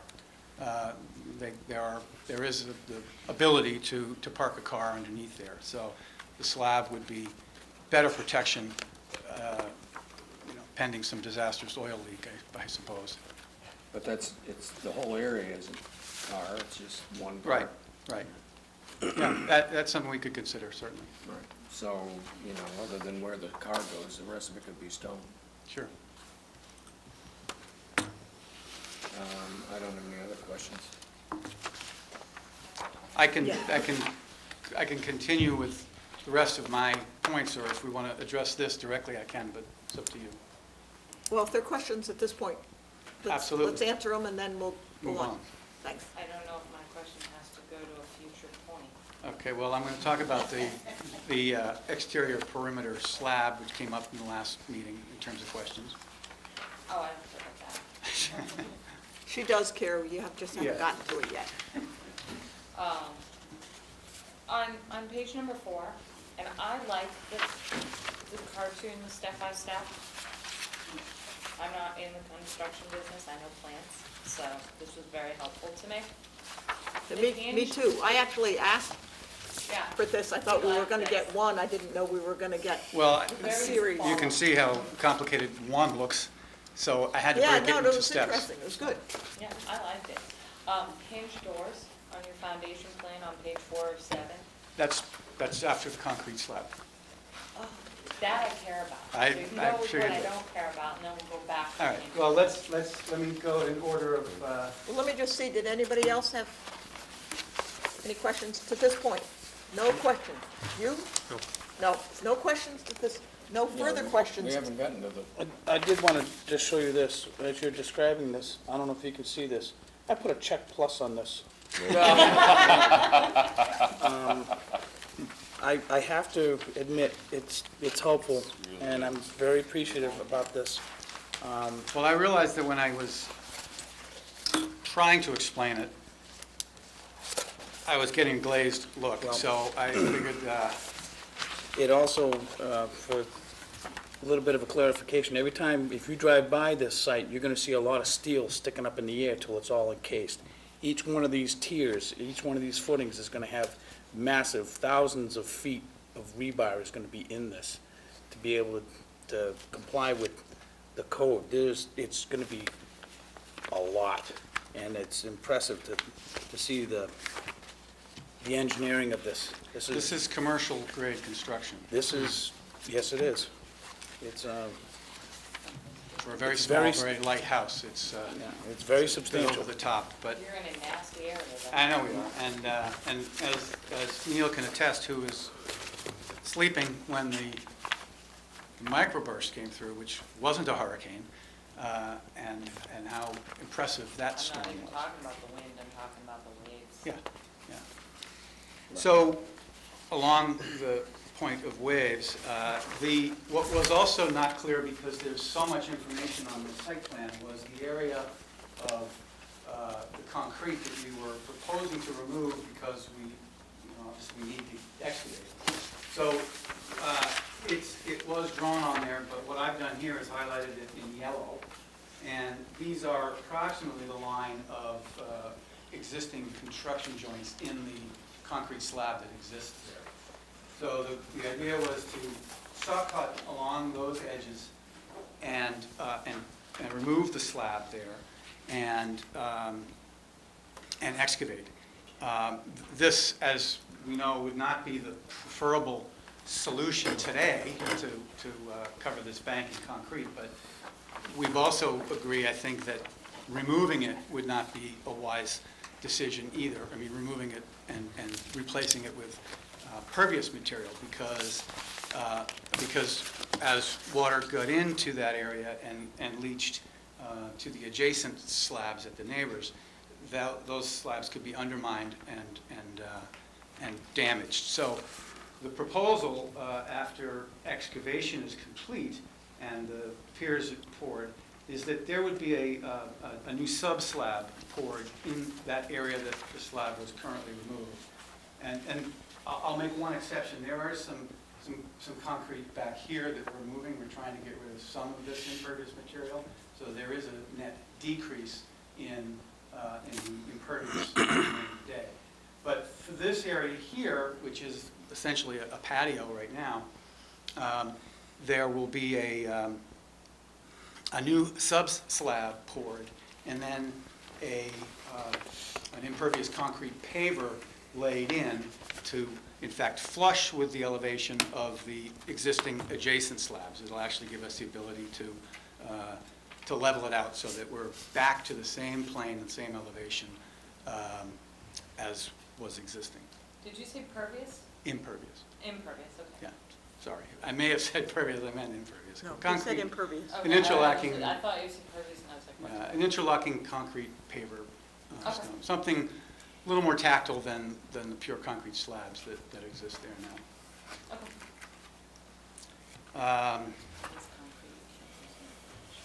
So again, this will eliminate the possibility of any undermining on either adjoining property, as well as maintaining that minimization of scour on this part of the property. And the one in your package, this drawing in your package is kind of small, but I've blown it up here. The top of the breakaway walls was touched on, but not really fully discussed, because I think you guys mentioned that you would discuss it further in deliberations. Barbara mentioned earlier what her narrative said, and how Warwick Associates believes the existing building is in fact forming I think she used a row of soldiers as a bit of defense. And I think the thing to consider, of course, is the severe storm situations, which would be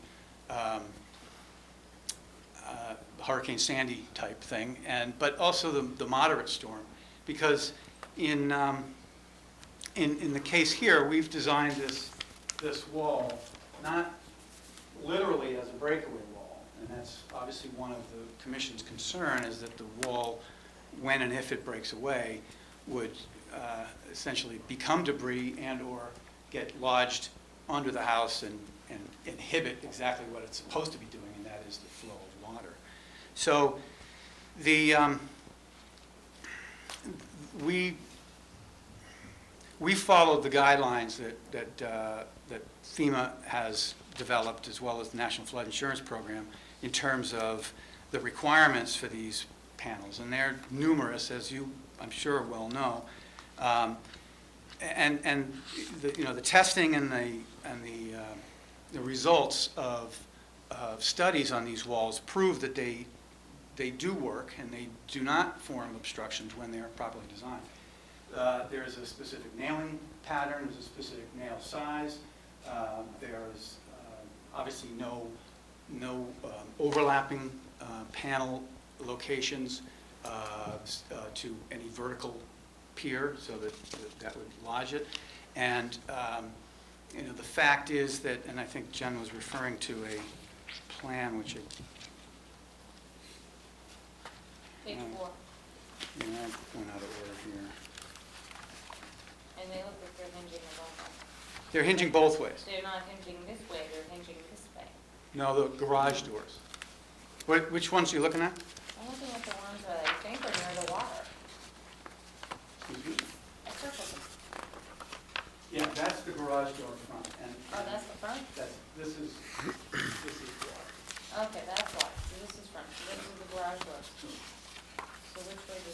Those are, this actually, this clear that is historic, slightly modified, they go both ways. It is a dual acting hinged door.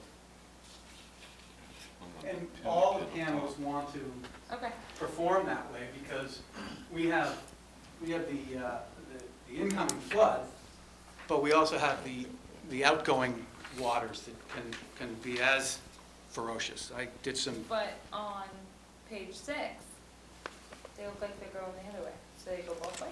page 6. Now they look like That is a That one. typical wall panel. The only that's ones the wall that, panel. the only ones that hinge Are the garage are doors. the garage doors. Got it, thank you. And as I said, the outgoing water often is as damaging as the incoming water. I did some relief work down in Mississippi after Katrina, and the damage going off-land was more noticeable, in fact, than the incoming. So these panels are literally designed to swing like a pendulum. And as, of course, you know, when the water does hit and the pressure is relieved, it cleanly and comfortably flows through the space. But in order for these walls to fail, because of the nailing pattern and the requirements, it's not your everyday wave, or it's not your everyday storm that's going to cause it. It's actually, the tests, I guess, have proven that it's about a 2-foot-high wave that would have to slap on this wall multiple times before it actually collapses. So in order for a 2-foot wave to hit there, it's a 9-foot storm surge plus a 2-foot wave. So these breakaway walls aren't going to flop in the breeze. They're not going to be flapping like a piece of fabric there. They're going to be fairly stable and continue to perform, as Barbara had mentioned, under moderate and typical storm washover, and that it won't flood right through the building and cause erosion down into the street, which is obviously the concern that we have in a completely open pile system. I don't get that. The water, the same volume of water is gonna come through. It's either gonna be diverted to either side, or it's gonna trickle through. Trickle through, not as fast. Barbara, you got Even Silver better. You got Silver Beach Ave right on the Trickle, other side of. trickle through, not as fast, even better. I'm not gonna be able to pronounce her name, but Lot 87. You got New Silver Beach right on the other side, so you got an open sluiceway right there. So the point of it being now these little soldier units, as I told you last time, was a very creative argument. I applaud you for it, I just don't agree with you. But I have a question, can I, Hence why I presented your own regulations and what they say. No, I understand that. Mike, Yes. I have a couple of concerns, as you know. One is that people store stuff in here, and if a storm comes and it comes through, stuff's washed out. However, have you calculated, if these things are working properly, and you don't have stuff stored right at the edge of it, what kind of a area do you need not to have anything for these things to function properly? These things, for them to function properly, they've got to be able to flap. Yeah, and again, the 9-foot storm surge and a 2-foot wave will lift that panel this high. So it's that much of an arc. So it's only however many feet this would be. Yeah, the fact 10 is, feet? they can swing 90 degrees up. If that happened, If there's a 12-foot. Noah's building an ark. We're gonna be, that's, And I think that's Well, a we will, good but point. is that presumably your house will still stand. The house will be there, there's no question about it. None of the other houses will be there, but this house will stay. And I think that's a very good point, is that, and it's the point I was trying to make, is that the average storm is not gonna kick these panels out. In terms of storage, I've not been there in the summer. I was not hired until the season was over, but driving down the street, I've seen racks outside of everybody's houses with kayaks, or designed for kayaks. Well, Lawn this furniture. argument isn't gonna go very far with me. I realize that there are Right. lots of problems that we would prefer not to have along our coast. Agreed. We're dealing with just your I project. agree. And so Barbara had mentioned, and we had this conversation about metal storage lockers secured to the underside of the framing, which puts it up and out of the hinge path of these panels for miscellaneous storage. Although it isn't, other than, as I said, the car down there, it's not conditioned space, as Mr. Byrd suggested. Perhaps it's a crushed stone base, so no one's going to be living down there. So, and certainly Neil can say he's not going to put storage down there. Neil could sell the house tomorrow, Exactly. Right. and we wouldn't have control over that. So we are doing the absolute best that we can, and I think the final point that I need to make is the aesthetic argument. I don't have to tell you that that's not Moses Road. And I don't think anybody on Moses Road wants to see that repeated. Now, understandably and assuredly, as properties turn over on this street, and if, God forbid, they're damaged by a freak storm like Neil was subject to, or in fact just choose to upgrade and in turn file for a permit, more and more houses are going to be required to be raised here, simply because, as we all know, the code requirement of the 50% trigger. I think in Barbara's case has been made that this is a fairly unique stretch of road that I think requires a unique view of these hinged panels. I'm not going to call them breakaway, because breakaway implies that they're going to fly off into the street. They are going to stay in place. They are going to hinge. They are going to allow for water to flow through into the extreme conditions, obviously the storm surge, and I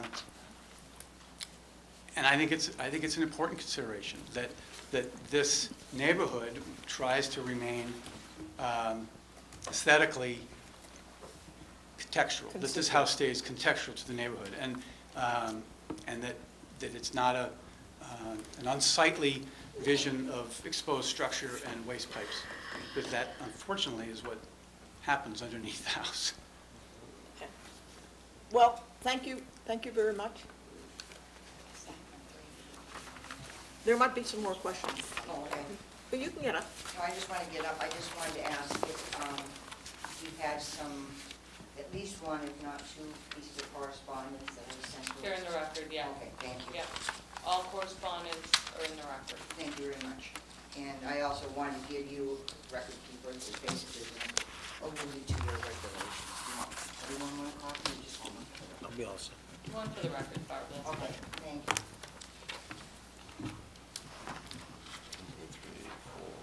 Unless they want it. Court, let's not deliberate on this one tonight, because we have 7 others to deliberate.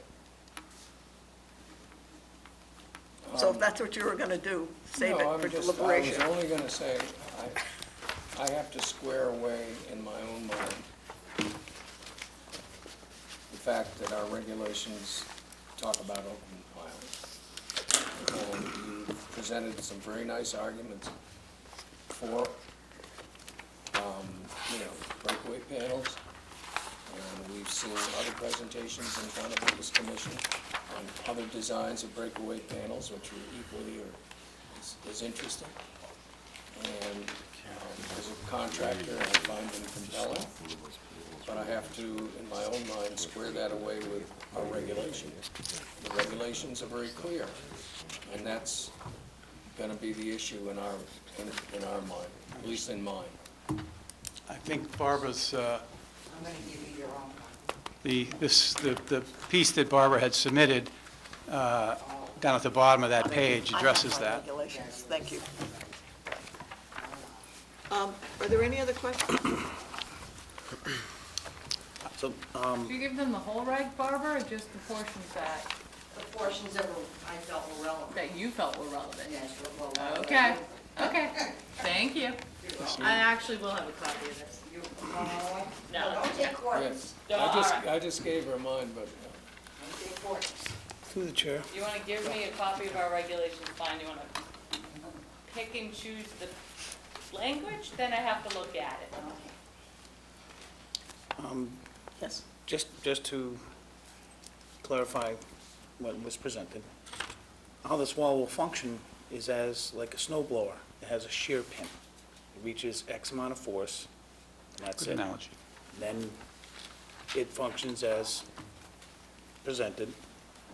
And it's very similar to some of the stuff that I was looking online in Texas, Louisiana, Florida, North Carolina, South Carolina, and on barrier beaches in those areas. And that's all I got for right now. Thank you for all this That's information. a- I think it was very helpful. That's an excellent analogy, the shear pins, but yes, it reaches a point of failure where it will And then that's give it. way. Thank you. Okay, so if we have enough information to make a decision? move to close the hearing and take it under advisement. I have one question, and I'm Okay, just, let me just get a I'll take a second. second. I just didn't want the hearing to Thank you. close before I ask the question, that's Nope, all. I'm gonna, because I think there's some neighbors here who might have something to say also. Yes, My question is specifically about the deliberation. I'm just, how that process works. okay, so we'll be closing the hearing and taking it under advisement tonight, and either next week or the week after, we will discuss it, but it's just a discussion among the board and the staff, And and is, then we'll vote. are we, You can come here, but there's no new information it's a received. public meeting, but It's public, the hearing's but- closed? Yeah, But the the hearing is closed. board can't take any I testimony was- from yourselves. Sure. I just was unclear on Yeah, any other interested public party. meeting stuff, so. It's just a discussion amongst, That's why all the information that was Table. given tonight was very valuable and compelling. This larger drawing help anybody? I think they're in the 8.5 by 11 package, but. Yeah, Very much yeah. so, thank you. no, we have. That really helped. Are there any questions from, yes, sir? Yes? Yes, Up sir. to the podium. Yes, you have to come up, This is different. I'm speak nice and clearly into that microphone. I'm John Catino. I'm representing my family. We're at 159 Silver Beach Avenue. It's also strange for me to be on this side. I'm vice chairman of my planning board in Hopkinton, so. So I'm you're used to more be- nervous over there, Yeah, aren't you? it really is. I'm used to Yeah. sitting down there looking at the plans, and right now it's a little different for me. But anyway, the reason why that I came was, it's just that the basic part of this whole thing is the property line. This whole thing is based on setbacks and the boundary lines. And until, and that's under, that's being contested at this point. We retained counsel, and he wasn't able to come here tonight, but, so sorry, I have all my notes on different pieces of paper now. And, you know, they were talking about starting to cut the patios and to put that in. And then, and if every inch makes a difference in order to sink these pilings, and also, where are they gonna do the stockpiling? I remember Ms. Woolwork was saying that there really isn't any fauna or anything else in that area. Well, it's so tight with only, you know, 8 to 10 feet between each house, if that. In some areas, it's more like 6 feet between the Newton houses. Like, what's gonna happen when they try and pull up that patio, or try and make a cut between our patio, that the two patios have been there since 1960 or 61. You know, what's gonna happen in the meantime? Is there gonna be any undermining gonna be happening? Is there, you know, where's the stockpiles gonna be? And then there were, and just getting right back to the basic part of it is, you talked, when you first mentioned that they're putting up a house and then a deck and this and that and moving a fence. The fence is on the boundary line. Well, that's what we say, and we're having a surveyor was supposed to come, but with the snow and everything else, they got backed up, and we were hoping to have that information here, and as I was hoping to have Dan Creedon here, of Creedon early. But, you know, we were just, we sent a letter into you guys last week, asking so that you delay your finding on this and take no action until the property lines and setback issue is legally resolved. Sir, let me explain what our process is.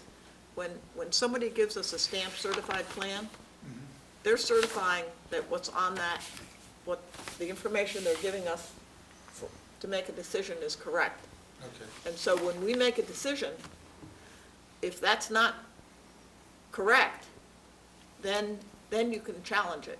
Okay. But we're making a decision just based on the Wetlands Protection Act and the Wetlands bylaw. Okay, then. Yeah, we're not making a decision on the property boundaries. Let's talk about the neighborhood and the breakaway panels that you were speaking of. The 3 houses to the right of us and the house to the left of us, they're designed, and they were talking about them now as having solid walls. They're all breakaway walls. Every single hurricane that we've had has absolutely wiped out the Timmy Noonan's house, who Mr. Dunn purchased. After Hurricane Bob, all of the panels broke away, and the only thing that was left there was that bedroom that was down there that wasn't supposed to be there, and the bathroom. The only thing that was left there was a toilet, and the toilet was only there because it was in a slab, and it was held up by the pipe. And then the same thing with the Noonan house next door, that was blown right through, in the Kirk house. And then to the left of us, the Horan's house, which is the same thing, blown right through, and then Michelson house next to that, blown right through. Our house has a full foundation and goes all the way down, and we didn't sustain any damage at all. And then they were also talking about the 9-foot storm surge and the 2-foot waves. We have waves that come up at least twice a year that are that size and blow right through, because we have all the sand in our front yard and the size of the rocks that come through. So if they're trying to say that that it's very strange for the water to come up that strong, it happens at least twice a year, most of the time during the winter, but sometimes sadly in the late summer. But I don't know, it's, and I come to that as somebody that's been in that house, I hate to say it, almost 60 years. We go back 5 generations, and they were also talking about turnover in that area.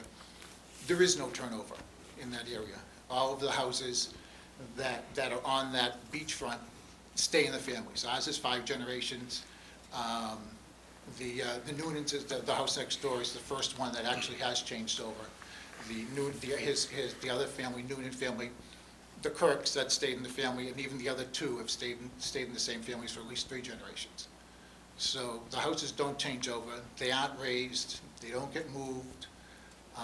This is the first one, and it's upsetting because we just don't want anything to be more severely detrimental to the whole neighborhood. But I guess that's all I really have to say. I'm just worried about the storage and everything else if the breakaway panels are in there, because that's what's happened before. People end up putting bedrooms and bathrooms and cars and garages and all that stuff. But thank you very much. Okay, thank you. Madam Chair, if I could, You want to, I'd like to quantify something for you. There is not habitable space underneath here as presented. There's not going to. Oh, no, but none of it was Just so you supposed to clear be. it up. Oh, yeah. You had the podium. I Oh, want to sorry. respond to it so that you can understand where I'm coming from. I've been in this town since 1979. I've worked on waterfront homes. I have quite a bit of experience on storm panels, both that the board has issued in the past and some prior to anybody even having that as a regulation, just on good stewardship, on addressing storm potential. We live in an area that is this way. There may be 5 generations deep on your family. Congratulations, that's a nice deep root. That's fantastic. God forbid something happens to your home, and you have to go through a permit process where you then have to do what this homeowner is trying to do. Because regardless if this gets the storm panels or how our deliberation goes, this is a rebuildable lot. And this is what will have to happen in the future. This may be the first, but it will not be the last. And I can tell you that is a fact. So how we address this and how I look at it is in that way. This is just the beginning. This is the not- precedent. Well, it's not a precedent. That precedent has been set already. This is a compliance. This is not a precedent. This is a compliance. They're mandated to do these things. You know, if they weren't, I'm sure that just rebuilding the house and hopefully the storm doesn't take out a wall would be, somebody's option. This is not, this is a performance standard that has to be met. And that's what's been presented tonight by the applicant, their interpretation of what the regulations are and how to address that. The concerns of the neighborhood, this is a very unique, lovely place. It is. But none of these houses would ever be permitted today. Oh, absolutely, I understand. None of the structures in front of here would be permitted to that.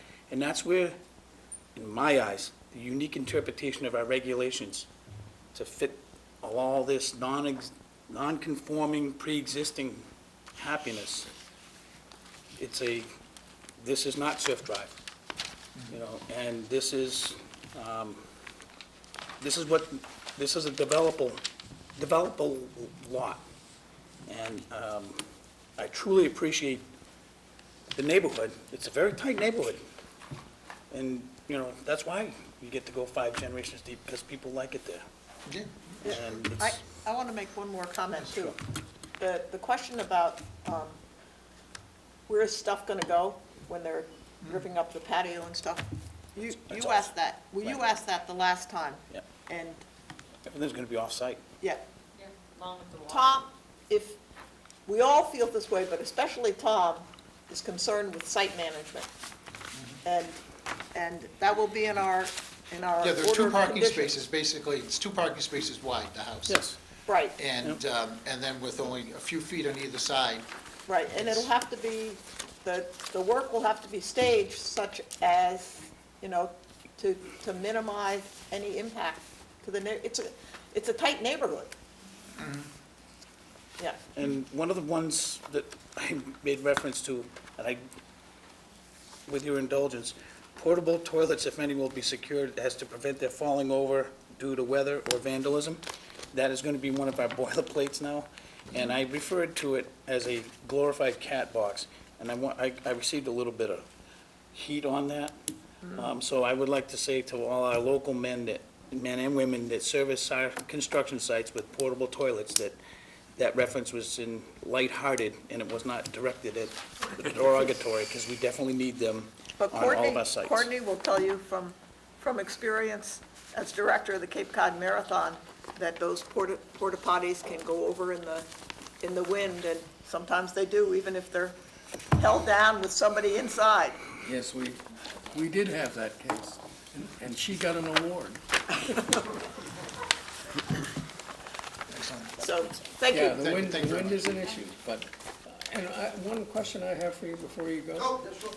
You expressed your concerns, and I'm just curious where you personally stand in terms of aesthetics as to the issue of whether or not this board should approve breakaway panels on this or have an open foundation on piers.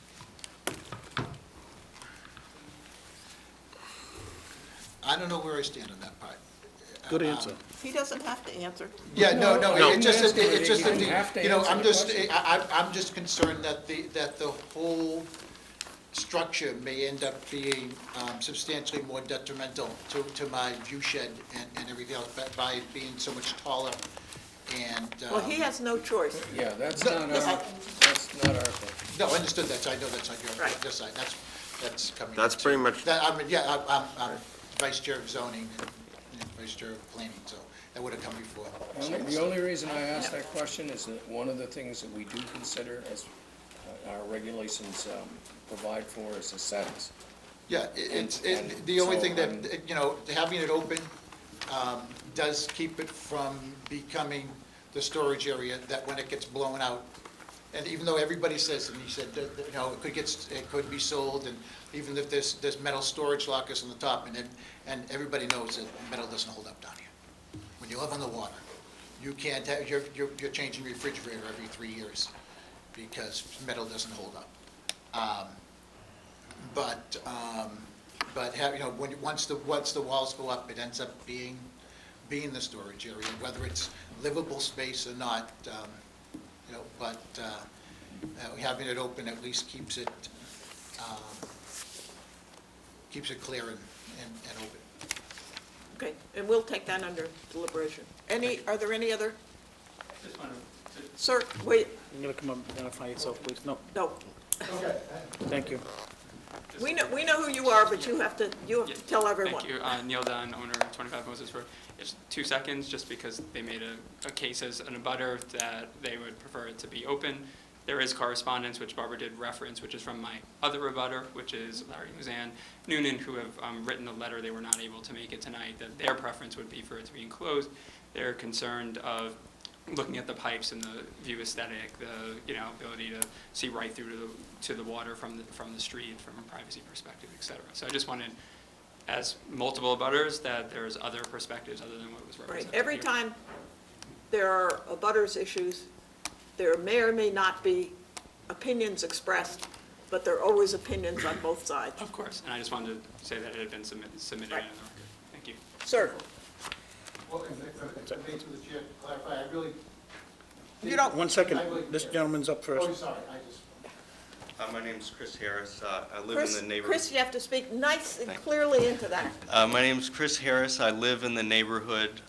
I wasn't here for this hearing, but seeing as that I am here, I just wanted to make a point related to the panels. And I know there's a lot of discussion of which way to go, but I think the architects bringing the shot of Surf Drive is a poignant one, and I'm not sure how much you guys can consider aesthetics when you're thinking about these issues of panels, but it's something that's going to increasingly come up, and I think the town would benefit from the board being very thoughtful about how house after house after house on pilings affects the coastline aesthetically. You know, it's really affects the character of our coastline, and I think the board should find ways to be open to options of panels, whether they're breakaway or ways to handle these spaces, because I think if we're just, saying right off the bat, it just has to be open, we're going to change the way that the coastline looks, and I think it's going to be a detriment over time to our neighborhoods. So I just ask that the town and the board be thoughtful moving forward about how they consider this issue, because it is going to come up again and again. I sat in a meeting yesterday for 3.5 hours on how prepared and how willing this town was to deal with the possibility of a major storm event. 3.5 hours, all the department heads. The town does need to consider allowing the free flow of water and stop the manipulation of the coastline. Sure. And I mean, I literally sat 3.5 hours in an assessment. There's definitely a balance that has to be struck. But the town is not willing to balance. Okay, let's Hopefully move on. they're Russ? able to think What was about your it. address? 116 Highland Highland. Avenue. Oh, okay.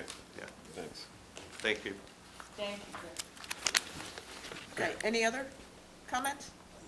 Okay, we have a motion and a second on the table to close this hearing and take it under advisement. All in favor, say aye. Aye. All opposed? Unanimous, so moved. Thank you, everybody. Thank you very much. Thank you.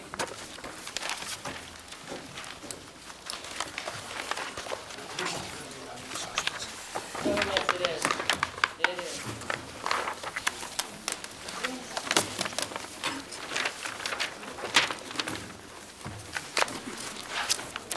May I ask all of you to leave? We still have 2 hearings and 7 orders to vote. Right. You're welcome to go down to the end of the hall and continue discussions. Thank you. Woodbriar Terrace, FTR Falmouth LLC, 339 and 389 Gifford Street, Falmouth, for permission to enclose existing patios and balconies, the underpinning and reinforcement of a portion of existing building, foundation, installation of native mitigation plantings, drainage for roof runoff, construction of stairs and walkways, and the associated clearing, excavating, grading, and landscaping. We just needed a number, right? We needed a number, and we needed the UV, urban vegetated wetland sheets, both of which were submitted. Mario wanted some, but did Mario? Yeah. Okay, So that's all we needed. that's all you needed. Could I Motion to have a close motion? the hearing and take it under advisement. Second. Okay, we have a motion and a second to close this hearing and take it under advisement. Does anyone, since Tim is standing so patiently up there, does anyone want to ask Tim a question about this? No? All in favor of the motion on the table, say aye. Aye. All opposed? Unanimous, so moved. Request to amend the existing order of conditions. That's what Tim's here for. Matthew and Ruslyn Seiler, 10 Nashawina Street, West Falmouth, request to amend existing order of conditions, DEP number 253968, to reconfigure the additions, modify the porch, relocate the septic system, install a new driveway, and to reconfigure the required native mitigation planning. Jen? I'll take any of my comments till after the presentation. Tim, would you like to Good give evening. us a few I'll make it short. high points? Yeah. Good evening. For the record, Tim Santos from Holmes and McGrath, representing the applicant. This project was before you back in November of this year. An order of conditions was issued. Since then, the applicant has been looking at the renovations to the home and the additions, and would like to modify some of the porches and the additions to the homes that were permitted, as well as a new addition off the front, a garage. All the roof runoff will continue to go to dry wells. The septic system is still proposed to be upgraded. There's no increase in bedrooms, as was shown before. Previously, this, I'm going to call it a semicircle of the deck, was on this side, and there was a set of steps that came down into the resource area buffer B. That's been eliminated, so there's no mitigation plantings because there's no work in the B anymore. We're still proposing the same amount of restorations plantings that was previously approved and accepted by the client. If the board has any questions, I'd be more than happy to address them. So we're just dealing with that lot to the, We're only dealing with lot one. yeah.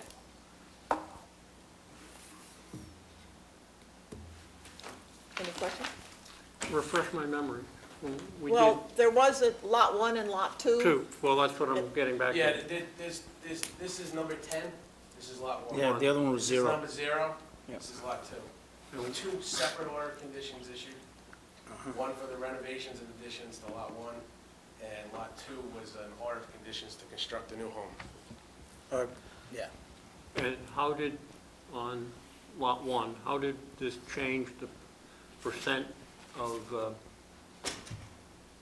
This is the plan that was approved and presented to you previously. yeah, Okay? There was additions to the home. yep, There was a deck. The deck covered porches. So the new plan, what they've done is same additions, they've swapped the deck around, and they've created a garage in the front as well. did we change the area of the structure relative to the property, to that lot? Yes, it's increased slightly because this area, this garage here, previously did not exist. And I didn't see what that increase is that noted? Okay, okay. The lot coverage shown on the plan, so it is noted on the plan. But it's If you all look- in the B. It's all B out, buffer. it's all out, it's over 100 feet away, it's only in land subject to Okay. coastal stone flowage. Tim, could you please flip that over so I Sure. can see the original one, please? The stairs, are the stairs slightly modified? Is that why that line changes? Are you talking about? No, right These at the there? lot, right at the lot line. Yes, yes, Okay, yes. so there's no, yeah, all right, there's something else coming out and the stairs Yes, are, yeah, correct. okay, all right. Okay. Did that affect anything on Lot 2? Lot 2, as far as No. any kind of? No. Okay. If we had to do anything on Lot 2 and it did affect it, then we'd have to come back in with an amendment on Lot 2. Okay.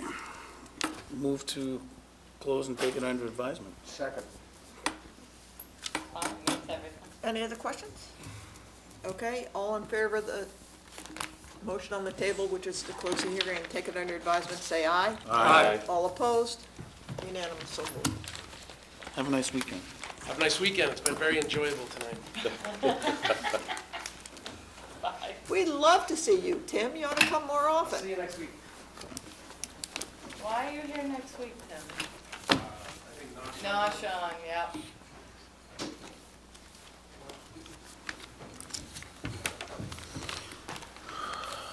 Okay, everybody want to take a deep breath and then go through these? Well, we'll see how far we can get. No, that's fine, I'm still written. Do we, what do we have next week? Just Um, 3 RDAs?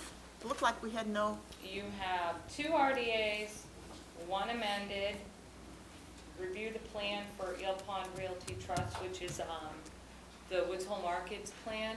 oh, They right. did submit one.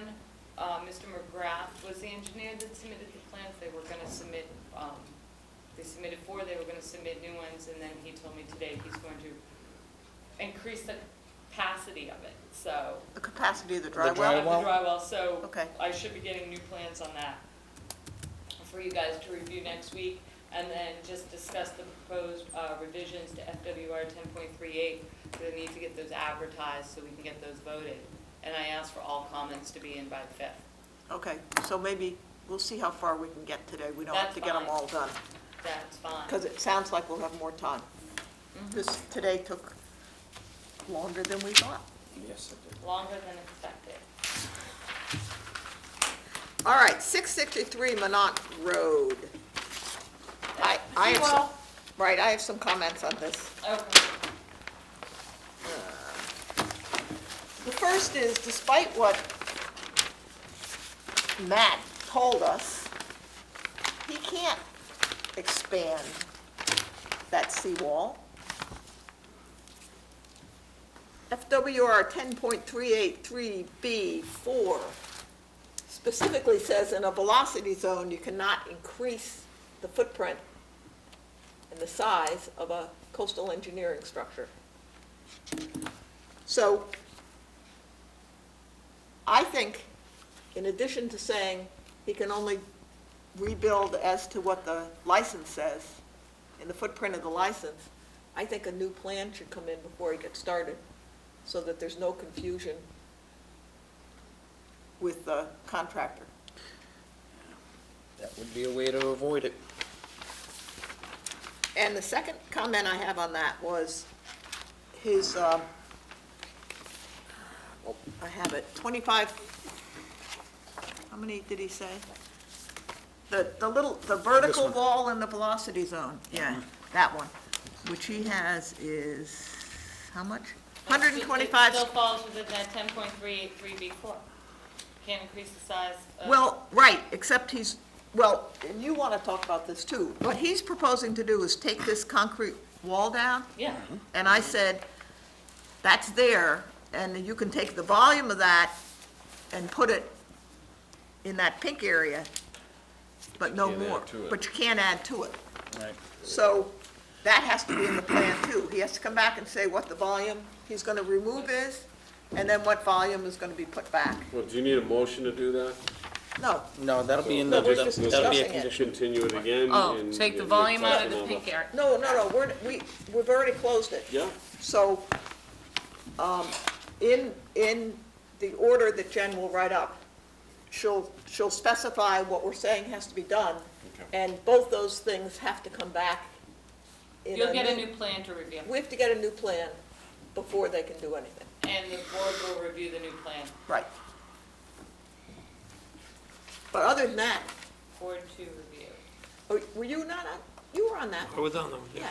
Yeah, that one's okay. I was there for that one. I may not be able to find a pier, but I remember when I was in the school. Actually, You find peers. I do. They're just not the right pier. Well, Russ, Mike, Betsy, I'm Tom, gonna be 80 and when Court. I'm gonna hear about this here, but that's okay. see, my birthday might come up again, too. It will. I trust you. And this time we'll have a wall. Did you hear that? I didn't hear that, I wasn't here. Betsy's birthday came. The 15th, yeah. So I offered to take her for a drink. That's a good And trick. she took her up. When I got out there, I discovered I didn't have any money Yeah. after ordering 2 drinks. So Betsy had to buy me a drink. I've never pulled that trick on someone's birthday, come on. I mean, no, it was about an all-time low. I'm there. The Okay. difference between me and most people is I'll talk about it. Most people hide those things. No, Mike said he knew that he considered me a friend because he wasn't even embarrassed by it. Okay, So, you have, do you have anything else? oh, the description on the public the stairs he was putting for the public access, was them, that I was, think that was kind of weak.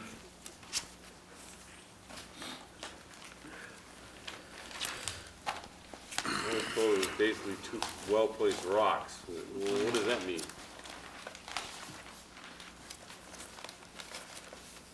that's my recollection as well. Yeah. I think they're putting a You're lot of also effort. gonna make a finding that owners are unknown at the end of that road. Correct. Correct. Well, they'd have to meet code as far as, you know. I think maybe that ought to just be eliminated. Okay, how we You want to getting give down? access? How we getting down? You have to have access. Yeah. Yeah, that's, Not on this one.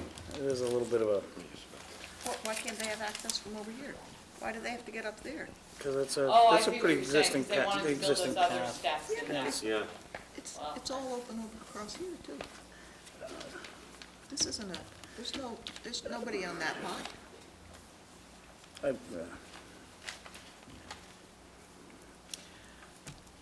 Since we're going with the, I'll revisit that in a second. I really don't have an issue with that being put in as proposed. That's, this existing loose stone, fit stones to remain. Up in here. What's the purpose Outside of that, for? yeah. Well, it's just there. It's a very, so, Why should they remain? They were probably part of these. well, you don't know. You know, this could have been a lot larger at one time, too. So we're just going off the existing stone, Yeah. the license size. Right, In height, right? Correct. yeah, Yep, that was, yep, length and height, correct. okay? Motion to accept the order as discussed. Okay, we're all on it, right? Yep. Okay. All in favor of the motion on the table? Aye. All He- opposed? Tommy's not, so it's Tommy's okay. not on. Oh, he's not on? Yes, so he's taking advantage of it. All right, 93 T-Ticket Path. Betsy, Russ, Tom, and Courtney. Doc, with Mr. Borselli, he just had the straight I, no T-section at the end, he put the railings on the side. Oh, he did everything we asked him Yep. to do. Hold on a second, let me get my, Make motion? crap out of there. Hold on. Motion to approve is discussed. Okay, I'll make a motion to approve as discussed. Tom said Tom's got it, get sorry, I didn't have anything written down. Second. Okay, we have a motion and a second. To approve is discussed. All in favor, say aye. Aye. All opposed? Unanimous, so moved. 9 North Bournes Pond Road. That was the restoration, and the only question Russ had was the placement of the trees. Yeah. So we'll just make a finding, a special condition that the staff has to be out there. Mark has to go and stand and be a tree, right there. Even though we had Even though he testimony. did that, and they marked it, we'll send Mark back out there. All right. Was there a, It just seemed like there was awful tight in there too, Jim. Yeah, There it was did. an awful lot of trees. Yeah. Oh, It we see just- it all the time. I'd rather see, Big tree, and then their little mitigation tree smooshed under the big tree. and they don't survive. No, of course they don't Right, survive. They so grow I up, think and then it's- they get mangled, and then they get chopped down, and then they're gone. Maybe a little less even than what was on that plan. I had a question, timeline with a question mark. Did we have a? Timeline. Oh, when do they have to do it? Yeah. Was there a concern? Well, on- this is because they didn't do it. Right. I was trying to, Yeah, staff to supervise tree installation, install split rail fence or boundaries. But the question is, Is can there- we get them to do it sooner rather than later? Well, now is coming up in the perfect time of year to plant. Well, that's what I mean. okay. But can you require them to plant this season? Yeah, All right, plant by May 15th, May 15th. maybe June I think 1st. they're attempting to sell the house. So, I don't think that will be an issue. Okay. Is May 15th too early though? Yeah, it's supposed to be a cold spring, Did you really just need to tell me that? June 15th. Hey, I just heard it. Who said that? Hey, the Farmer's Almanac said it's supposed to be a warm spring. I just heard that we're gonna have the Arctic vortex, or whatever it's called, for at least 2 more weeks, and it's gonna be a cold spring. Why are Wow. you saying these things? I'm gonna move, I'm sorry. I'm gonna move acceptance of the orders discussed with the June 15th deadline. Second. All in favor, say aye. Aye. All I think I opposed? like you anymore. Unanimous, so moved. I know there's always been a doubt. 288 Quistit Avenue. This is the dock that's gonna be in the same footprint, but it's gonna Same have 24 footprint, instead of and we are 36. not gonna- I think it's a good thing, less pilings. You asked about the truck. Yep, no truck Um, overnight. Yeah, equipment No- off beach overnight, pics of eelgrass, and we don't need the turbidity curtains. No. Correct. No. And they have, an agreement to, With the, on the time of year. But that's a personal agreement and doesn't have anything to do with natural Well, time of year is resources. coming across. No, they have a time of year that they've established The with neighbors. neighbors. Oh, no, I know they have a neighbor time of year. I'm just wondering, is there a time of year for work as No, far not as down there right now, no. not A couple- winter a couple- flounder or anything like that? A couple before and after pictures? correct. Yeah, Yes. Yeah. yeah, we got pics of eelgrass before and after. And the site itself. And the dock. All right. I'll move to approve the order as discussed. Second. All in favor of the motion on the table, which has a motion in 2 seconds? Say aye. Aye. All opposed? Unanimous, so moved. See, we're just marching right through. 50 Wacoit Landing Road. Okay.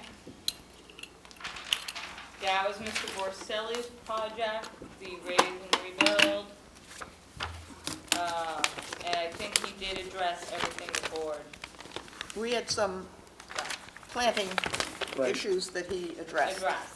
Yes. Did you have an issue with the fence or something? Right, at the top, then we're gonna. Yeah, and he did, Oh, yeah, I mean, that wasn't that was just sort of an aesthetic thing. But he is gonna put a split rail fence and put low bushes in front of it. Yep. I think that's what he's got I'll right there. move that we approve this order as discussed. Second. Yeah, let me see if this, don't think there's anything on my plan. We do need to make the finding that his bank estuary is incorrect. the old one. You know, I know Mark is trying to be very Sarah? thorough, but we've never required anybody else to put I know. Bank of Esther Road, so that is not something I'm going to, Okay. All I have is Bob's plans. Where's my plan? most of you probably haven't read the definition of Bank of Esther Road. Oh, Oaks and Tupelo, that's, Right. Yeah, they do never. I haven't got that. yeah. Okay. We're good. Okay? And a second. Huh? We have a motion and a second. Oh, we do? Yes. Oh, we have a motion and a second to accept this as discussed? Wow, that was, and I didn't even know about it. All in favor say aye. Aye. All opposed? Unanimous, so moved. 5 Foster Road.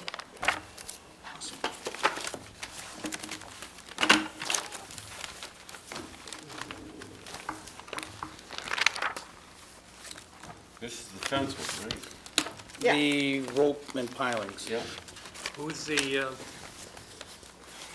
Who's on the quorum? Oh, I don't think you're on this one. I'm not on it. Think you Bob missed, Foster, Betsy, Ross, Tom, Tommy, and Court.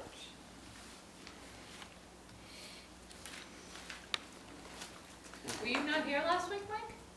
no, he wasn't here for the first I hearing. wasn't here for the first one. Oh, I was not here. That was in my having pneumonia stage. oh, yes, that's right. I don't recommend it. What, Having oh, pneumonia. no. Yeah, having no, pneumonia, this- I don't this, recommend it. It's They're about the same. Russ, You you guys- seem to want to say something. Yeah, I can make a motion, we turn this, Oh. 5 Foster Road down. Oh, well, let me explain to you how we do this. What we have to do, first of all, if you think there are reasons not to have it, is to express those reasons and justify them by the regulations. Okay. Then what we do is we put a positive motion on the table, And then you don't vote for the and then you positive. don't vote positive. Okay, I got you. We Gotcha. always put a Always positive motion on the table. And then the board just votes against the positive motion. That's it. If you choose to vote the project down. Okay. Would you like to articulate the reasons, or would you like I to I articulate? consider the this a reasons? new structure, I really do. It is, it's just like the law case. It's just like the case that was I turned just- down. Right, that's the the last way I time. feel. Everything I read about is another one I spent a lot of time reading. And I just feel that it's, as far as I'm concerned, it's a new structure. It's a structure in the velocity zone. Mm-hmm. Okay, and what I was trying to bring up that first meeting, which was difficult to do, is that it doesn't meet the beach regulations. The beach regulations is one of the few that specifically addresses the importance of aesthetics for beaches and the importance of views. And I think Maury, for those of you who know the west side of the town, Maury articulated it well. Would you like to be walking down Chappaquoit Beach or Jetty Lane Beach, which is at the end of Little Island to Jetty Lane, and every time there's a private beach, see posts in place? So, and the reason I particularly want to bring that up, and there's a regulation, I'm trying to find it. okay, on aesthetics, is that this, it's not just because it's in the velocity zone that I'm opposed to this one. It's a structure on a beach. I'll make a motion to approve the fence as presented. Wait, I need to find you that, oh, Coastal Beach, here it is. So Coastal Beach, FWR 10.272.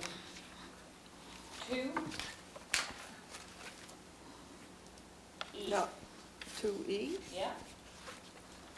When coastal beaches are significant to recreation and aesthetics, the following characteristics are critical to the protection of those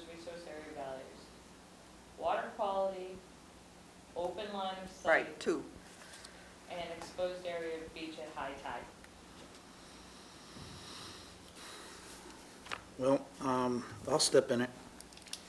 The aesthetics. Testimony was given by many about how long, how many years, and what a nuisance it was for the fence that was here prior to. Decades and decades of that fence being there, and that was from abutters and colorfully described at different times of the year and different tides and what happens and the pieces they pick up. So aesthetically, I think it's a moot point with me, because 20 feet away, 25 feet away, you get a fence, a true fence. So the aesthetics does not carry with me in this specific. This is not Chappaqua. This is something that had a structure for many decades prior to this proposal. The last time that this came in front of the board, at the last minute, the pendulum swung, and there was a negative finding on that. This, I have a real crux in here about, it's on his property line. I'm not opposed to this, particularly with the seasonal removal of the rope and several pilings that would be navigable by dog and fishermen and stroller. It would not be impeding anybody. I think it denotes his property line, and I'm not opposed to that.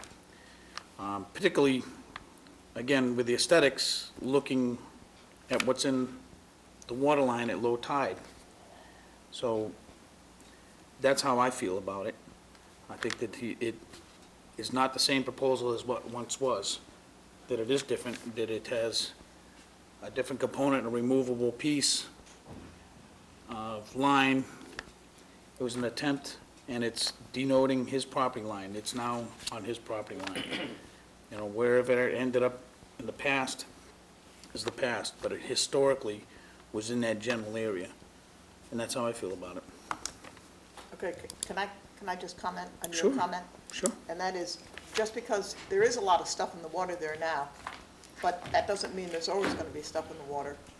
And the fence to the other side, which is there, which is also in the legal fence, we're in the process of putting a enforcement order on. No, and I'm not going to dispute that at all. Okay, so now you can, you want to say something? Yeah, Yep. I would just say that this is a really hard one for me because I'm very pro landowner rights and being able to do something if we can fit it within the regulation.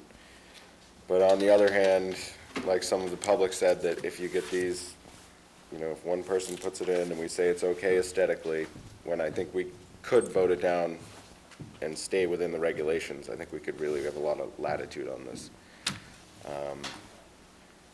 But something about it, I think I have a problem with allowing this one person to do it, and then, you know, it could happen all over town, and this kind of sets the precedent, and I think he'll be okay if we don't approve it. So I think I'm going to vote against it.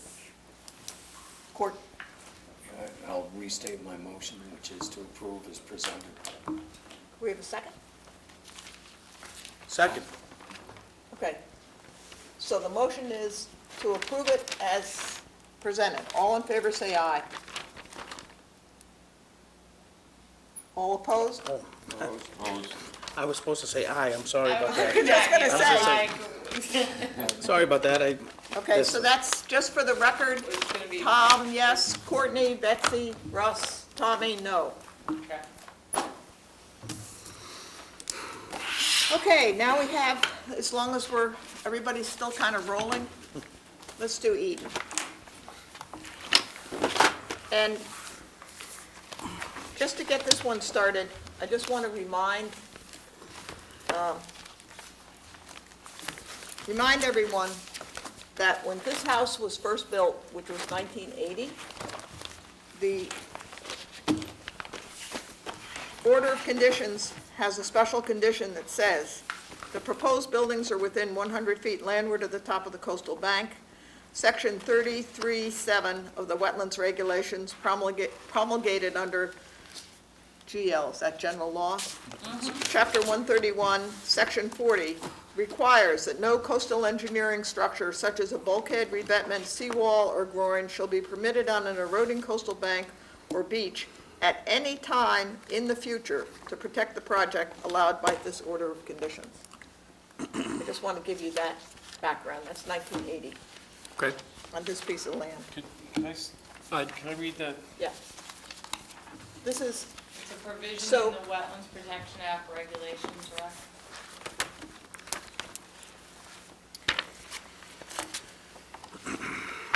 I'll step into this one. okay, I'll make a motion to allow the applicant to build the proposed revetment. Second. And I will now give you my discussion for that. okay, First, as background, the existing structure is about 80 feet off the top of bank. And so there's little question about that. The interesting is the proposed FEMA event elevation is going to be about 15. Looking at the structure of the foundation, the bound of the foundation is, I'm guessing, at about elevation 18. So there's even at that, there's this long separation between where that comes in and where it is. So there, regardless of where it sits today, it's okay. There were compelling arguments made that soft solutions are available. There's no doubt about that. And there was enough information given by the town's consultant to say that there are good reasons not to allow hard solutions, that the migration of sand from a bank is important for the resources we're challenged to, or not challenged, but provided to protect. With that, I'll say that this is a compelling situation where doing nothing is not really an option. That, well, if you sit back and do absolutely nothing, eventually that slope will wade far enough into the property where something will have to be done. So it's not if or not, so that the owner has the obligation to do something, and the question is what, not if. And I think that's important. Now, as far as I'm concerned, there are several issues I think we should consider in making a decision, because it's not an easy one. We were told by our consultant that during, quote, normal conditions, and that is during the period of time, erosion rate will be slow. It doesn't arrive back, and that's consistent with what we've seen. It's been over the last 10 years, even with we have no major storms, but we have winter storms, and the erosion rate has been slow.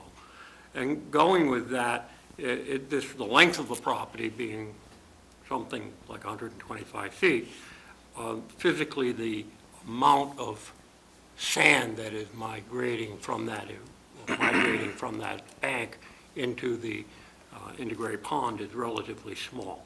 It's not a major contributor.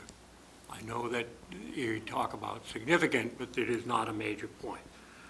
And this gets me to the second point, is that we have two resources that are to protect here. The first is the bank is the beaches on either side, which are being supported by the sand that is migrating, but we also have the top of the bank. There are at least 6 and maybe 9 trees that if something isn't done, we're going to lose those. We're going to lose those trees. There's going to be detriment. It comes back. We're going to be filling in that bank, eventually doing something else. So that gets me back to my initial stop, that doing nothing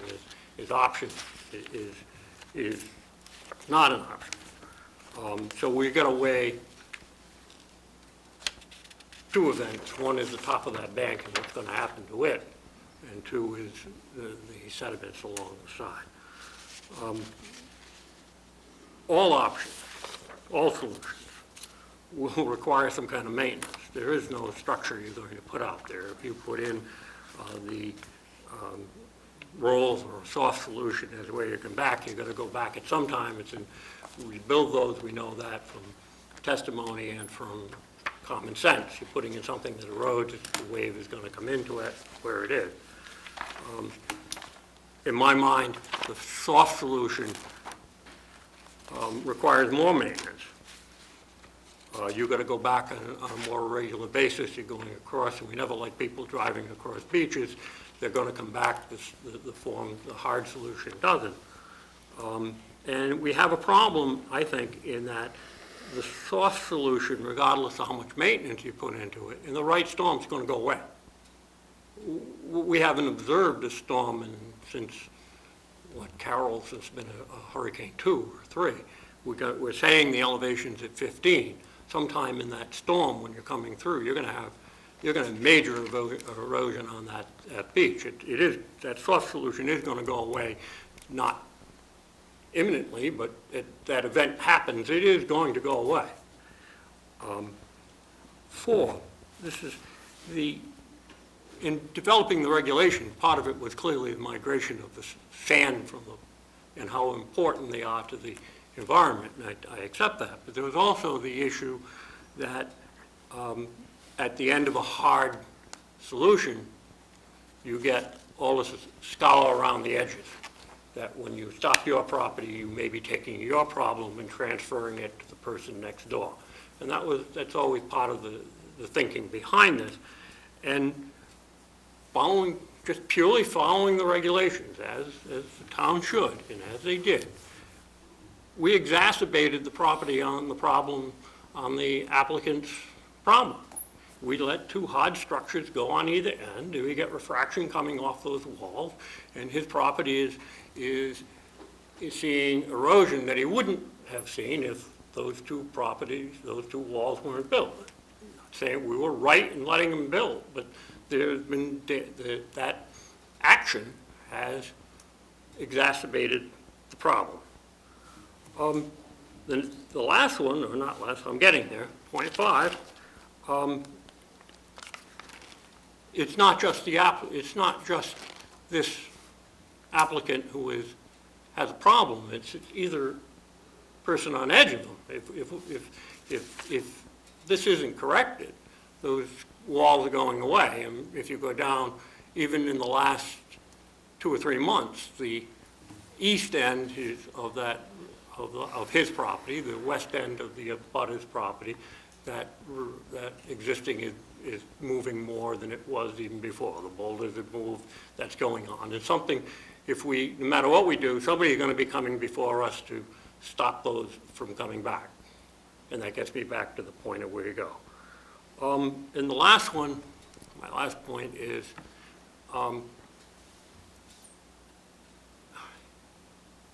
we always worry about precedents, and well, we should. And on this one, it's not a unique condition, but similar conditions are very uncommon.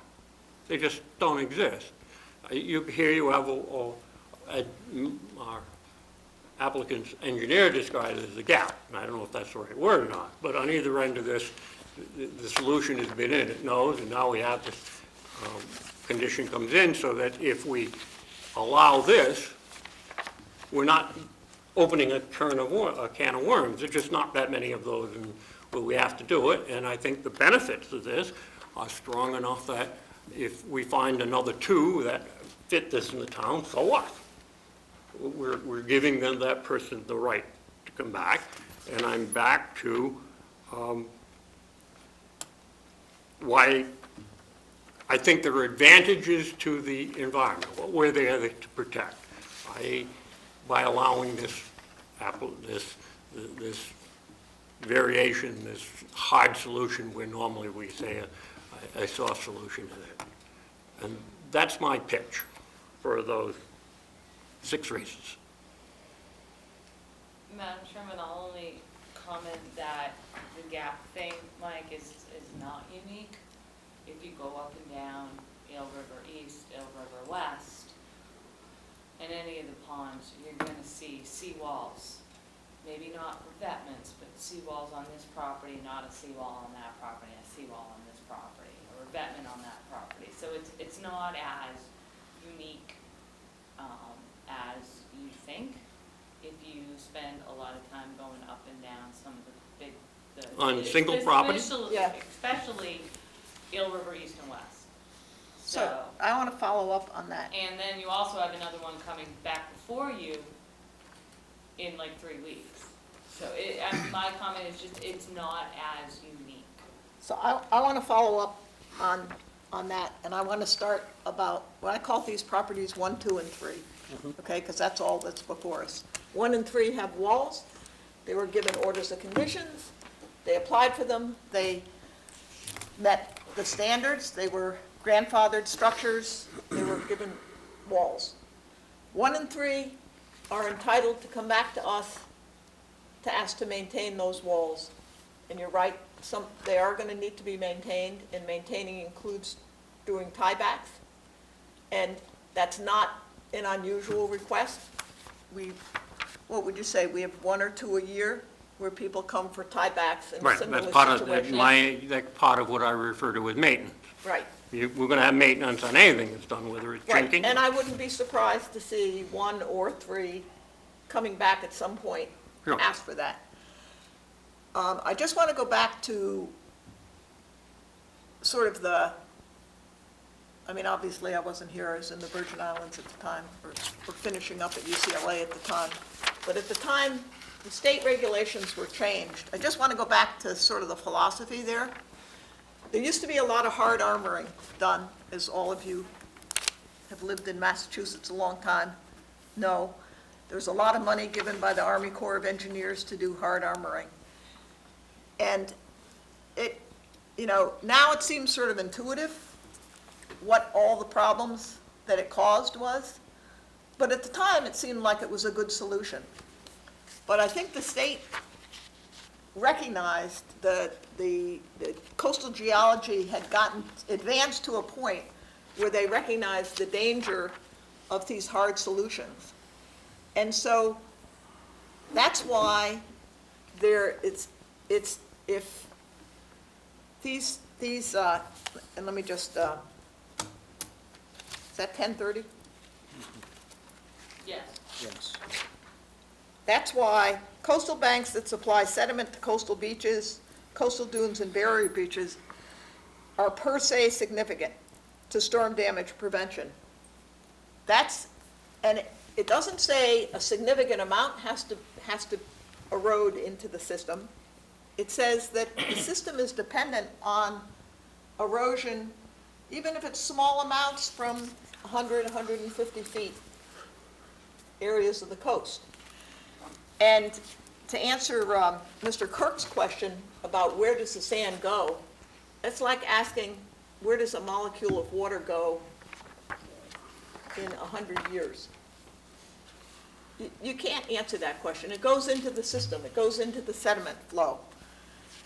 Some of it will be to the beaches, to either side. Some of it will help the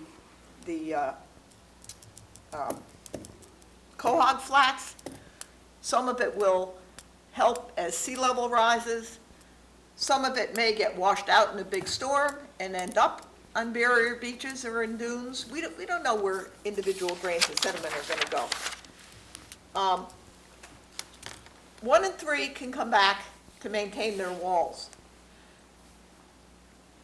I don't agree with you, Mike, that if nothing were done, if this were my property, I wouldn't do anything, because you were the one who brought up angle of repose. And if storms dig away into that bank, it'll slump down. And if anybody wants to see areas where this has happened, and it isn't a coastal bank, it's a dune, but you go along Chappaquiddick Beach, where waters come into the dunes, and there's beach grass on the dunes, and it just slumps down, and the beach grass is still there. So you may have 1 or 2 trees, and that's what happens. I mean, I've worked on coast. I've worked on beaches and forested coasts, where because of sea level rise, it's it's eaten away at the bank, and the trees themselves serve as a buffer to that coast for a certain amount of time. So I think one of the things we do have to discuss specifically is the evidence that was brought in was that Hurricane Irene caused this soft solution to fail. But as you brought up when we first talked about it, maintenance is required. And as Jim O'Connell said, this isn't really a failure. Part of the role of soft solution is to leak sediment into the system. And I have a question for the engineers among you, and you too, because you've probably seen this. We're talking about, in the past, I guess we've allowed them to come down along the beach, but aren't there ways to pump sand? We were talking about over at Wild Harbor where you can pump it down, down a tube? There's more technologies for flowable fill type Yeah, of thing, yeah. that you don't have to go Yeah, down to the beach. The traditional method, yeah. You can get the sediment down slow. Yeah, without Yeah. taking That- a they did machine it along the Wild Harbor. coast.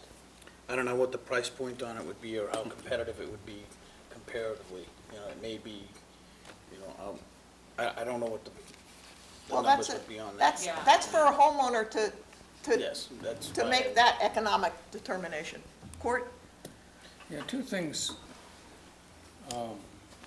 are sort of sticking with me on this thing, and one is obviously the order of conditions that was originally issued on the property. Yeah, which we have.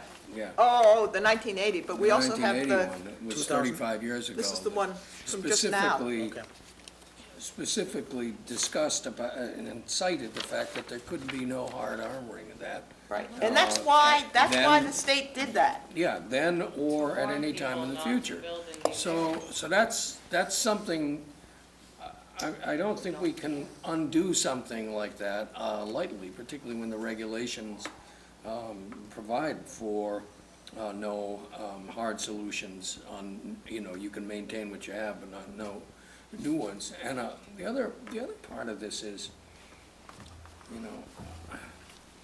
how, when you look at the Massachusetts coastline and you look at it in its entirety, how active is this little stretch of 80 feet or whatever it is of shoreline when you compare it to, say, Plum Island or some of the other areas where, or out in the outer beaches where houses are falling into the ocean and we're not, and the regulations are not permitting people to do hard armoring. So I think those are the things that are troubling me on this, and why I'm sort of not inclined to vote in favor of a motion to permit it. I got to get back to, Irene is to me, a red herring. Whether that storm was so minor compared to what we'd expect. If you get a storm that gets that, the right wave action at the right time, those rolls are going to go away.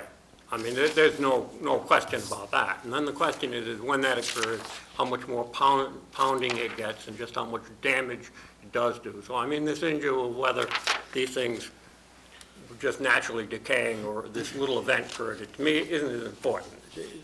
The issue is if you continue to put in soft solutions, at some point, we're going to get an event. And we know it's coming. It's not if, it's when. It's going to happen. If you were here in '54 in hurricane, and to a lesser extent Bob. So I'm not too concerned about that. To the issue of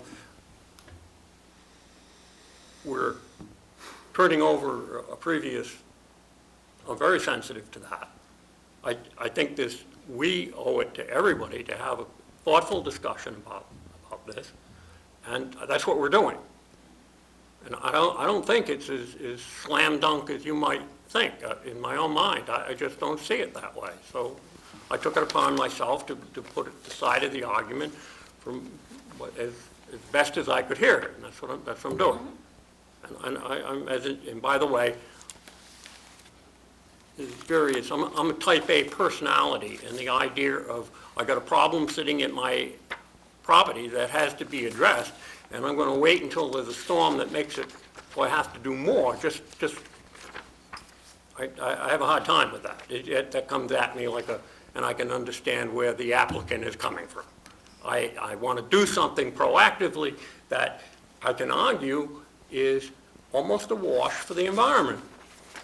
We're protecting that we're not having erosion, his neighbors don't get damaged, we don't have trees come down, we have all these things, and the amount of sand by our consultant that says it's going in isn't significant. And I'm going to argue that, but we can't have it both ways. We're saying it's okay, you can put a little bit of sand each day and it'll be okay because there's not that much sand going out. So you can just put a little more back all the time. You can't have both sides of that argument. You just can't.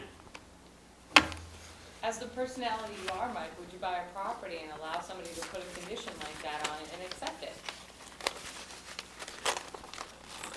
I'm just asking the question. You raised as the type of personality that you are, you couldn't sit by and have this. It would bother you. This doesn't meet, This doesn't person was meet well state aware of performance it. standards. I'm not talking about this applicant as a specific, I'm just saying that there's a situation that I know is Mike, going to happen. Even if there were a major storm, that whatever word Mike used to take a bite out of it, I think, I've seen what happens in major storms. And I think it's very unlikely that a single major hurricane would reach that house. I agree that's true. But even if it were close to reaching that house, they still could not have hard armoring under the state regulation because they built the house after 1978. That's how strongly the state feels about And your putting any- regulations say that that bank is significant. And you have to overcome the presumption of significance. That's what your regulations say. Your The regulations say per se Your regulations significant. say bank is significant. Now, the applicant has to overcome that presumption in order for you to approve the project. That's the way the regs read them. I've read them. Yeah, that's the way it's written. It's I've read them. Yeah, I know you have I one, understand. and that's what it says, that the presumption of significance, let me read it. You don't have to. No, I understand, but you understand what I'm saying? Yes. The coastal bank is significant. But it's protected for several purposes, one of which is It's significant for providing, several purposes, one of them is storm protection. Yes, storm damage. All right, and what we're talking about is the significance of whether that's But it's sand. also storm protection because of the sediment that's supplied by it. The sediment that's supplied by the bank and all the other banks in town help build up beaches and I dunes. understand that, and boy, you know, we're gonna cut this discussion off at some time, because Well, we have you're to not let gonna Tommy- move Tommy me wants off to say something. the pros of this, because there are, and we can't have it both ways. We come back and we say, it's okay, you can put a little bit of sand there all the time, because it's eroding slowly, and it's not important. So you can't have it, No, you can't say that. You don't say it's not important, you just say it's eroding slowly. It is eroding slowly. But it doesn't say that It is sand eroding isn't slowly until that catastrophic event. And that catastrophic event will occur. No, but they're saying even that little trickle is important. Just because it's eroding slowly doesn't mean it's not important. Okay. Tommy, yeah, wait a second, Tommy had something. I just want to say that I appreciate your argument, Mike, and it makes complete sense to me. But what seals it for me is just that their order of conditions from 1980 clearly says that they're not going to armor that coast. And do we need a bigger picture solution? Yes. Are we going to have a catastrophic event at some point? Yes. Did whoever built this house take that risk? I hope so. And whoever bought it since then, that's a different name, isn't it? And I think that's a bigger discussion. I absolutely agree with you. I'm going to stick to the regs on this one personally. And that's just Tom. my feedback. Thanks, Tommy. I can't believe I'm this old. I sat on the board in 2000. What you're saying, Mike, was said 14 years ago. Because it was smart. And Wisdom doesn't change. And I found it very compelling in there. And these aerial photos, I made mention of it, the development in this area Yeah. since then is, in 25 years, holy cow. Right? And, we are what we are. And we do, I have great empathy for this applicant. But he is not unfamiliar with what exists there. It's not like this all of a sudden crept into his bed in the middle of the night. This is something that he was familiar with the attitude of the board many decades ago. It's part of his stewardship. Like I said, when you buy a house that's next to the airport, there's going to be noise from a plane starting. When you buy a house on the waterfront, regardless of where it is, estuary, on the sound, wherever, there's certain criteria that's going to happen for maintenance on your entire property. And this, unfortunately, whatever, I feel for the guy, I feel for the people that put up the revetments. They can come back and come in and get their licensed structures approved. It's always been, and I'm gonna step in this 2 feet, and I'm gonna get mud all over my boots. It's a bitter pill that the applicant has when he works on that site with the soft solution. And I may be presumptuous, however, I don't think his whole heart is in it.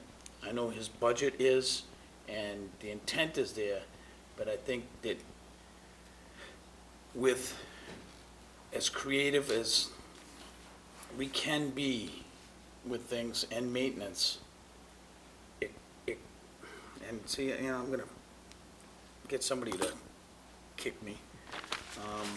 I just think that here it's not right. There's too much of a history to it on the side where the court has stood, where we have stood. Where DEP has stood. With DEP, it's just it's an unfortunate series of events, but it was not overnight that they didn't know this. It was a very long time ago.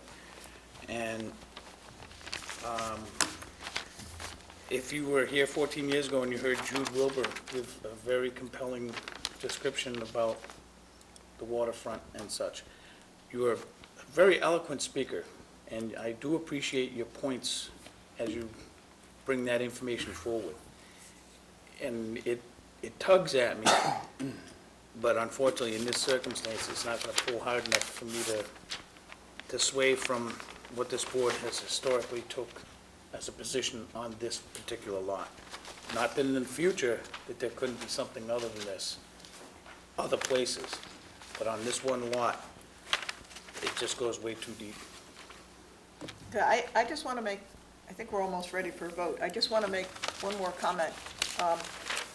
Jen, I think you should add Well, a, you're gonna use the findings from your original decision. yeah, and you should add a finding about About what the word failure, that these soft solutions are not failing, they're acting as they should have. They've absorbed the energy from the storm. Yeah. And released a little bit of sediment, but after a major event like Irene, then they have to be replenished. Yeah. I think that's a weak argument. I'm going to give up on it, because it all depends on the storm. I said that with a red herring, I believe it. We get the reasonable storm that we should be anticipating coming in, that soft arm is going to go away. Well, Period. It isn't a matter of, it is going to be a failure during that. We denied this. Revetments failed too. We I understand, Oh, but yeah. the argument that this Mike, thing, Mike, we denied this. This came on a remand because they had additional information to show us that the soft solution failed after Irene. So we have to address that. We've already denied this. The definition of the word failure is, I mean, it depends on your expectations too. If you're expecting it to stop the storm, like concrete would, it's going to fail, if that's your expectation. But that's just not what the expectation is. Would someone like to put a positive motion on the I table? did. We think Oh, we do. who did? I Oh, am you positive. The Oh, my you are motion is. positive. And I seconded it. And you Courtney seconded, and Courtney seconded. Okay, all in favor of a positive motion to allow hard armoring, say aye. Aye. 1, 2 ayes. All opposed? Nay. Okay, let the record show. It's Mike and Russ, yes. Tommy, Betsy, Tom, Courtney, no. Motion failed to pass. Motion to adjourn. Second. Second. All in favor? Aye.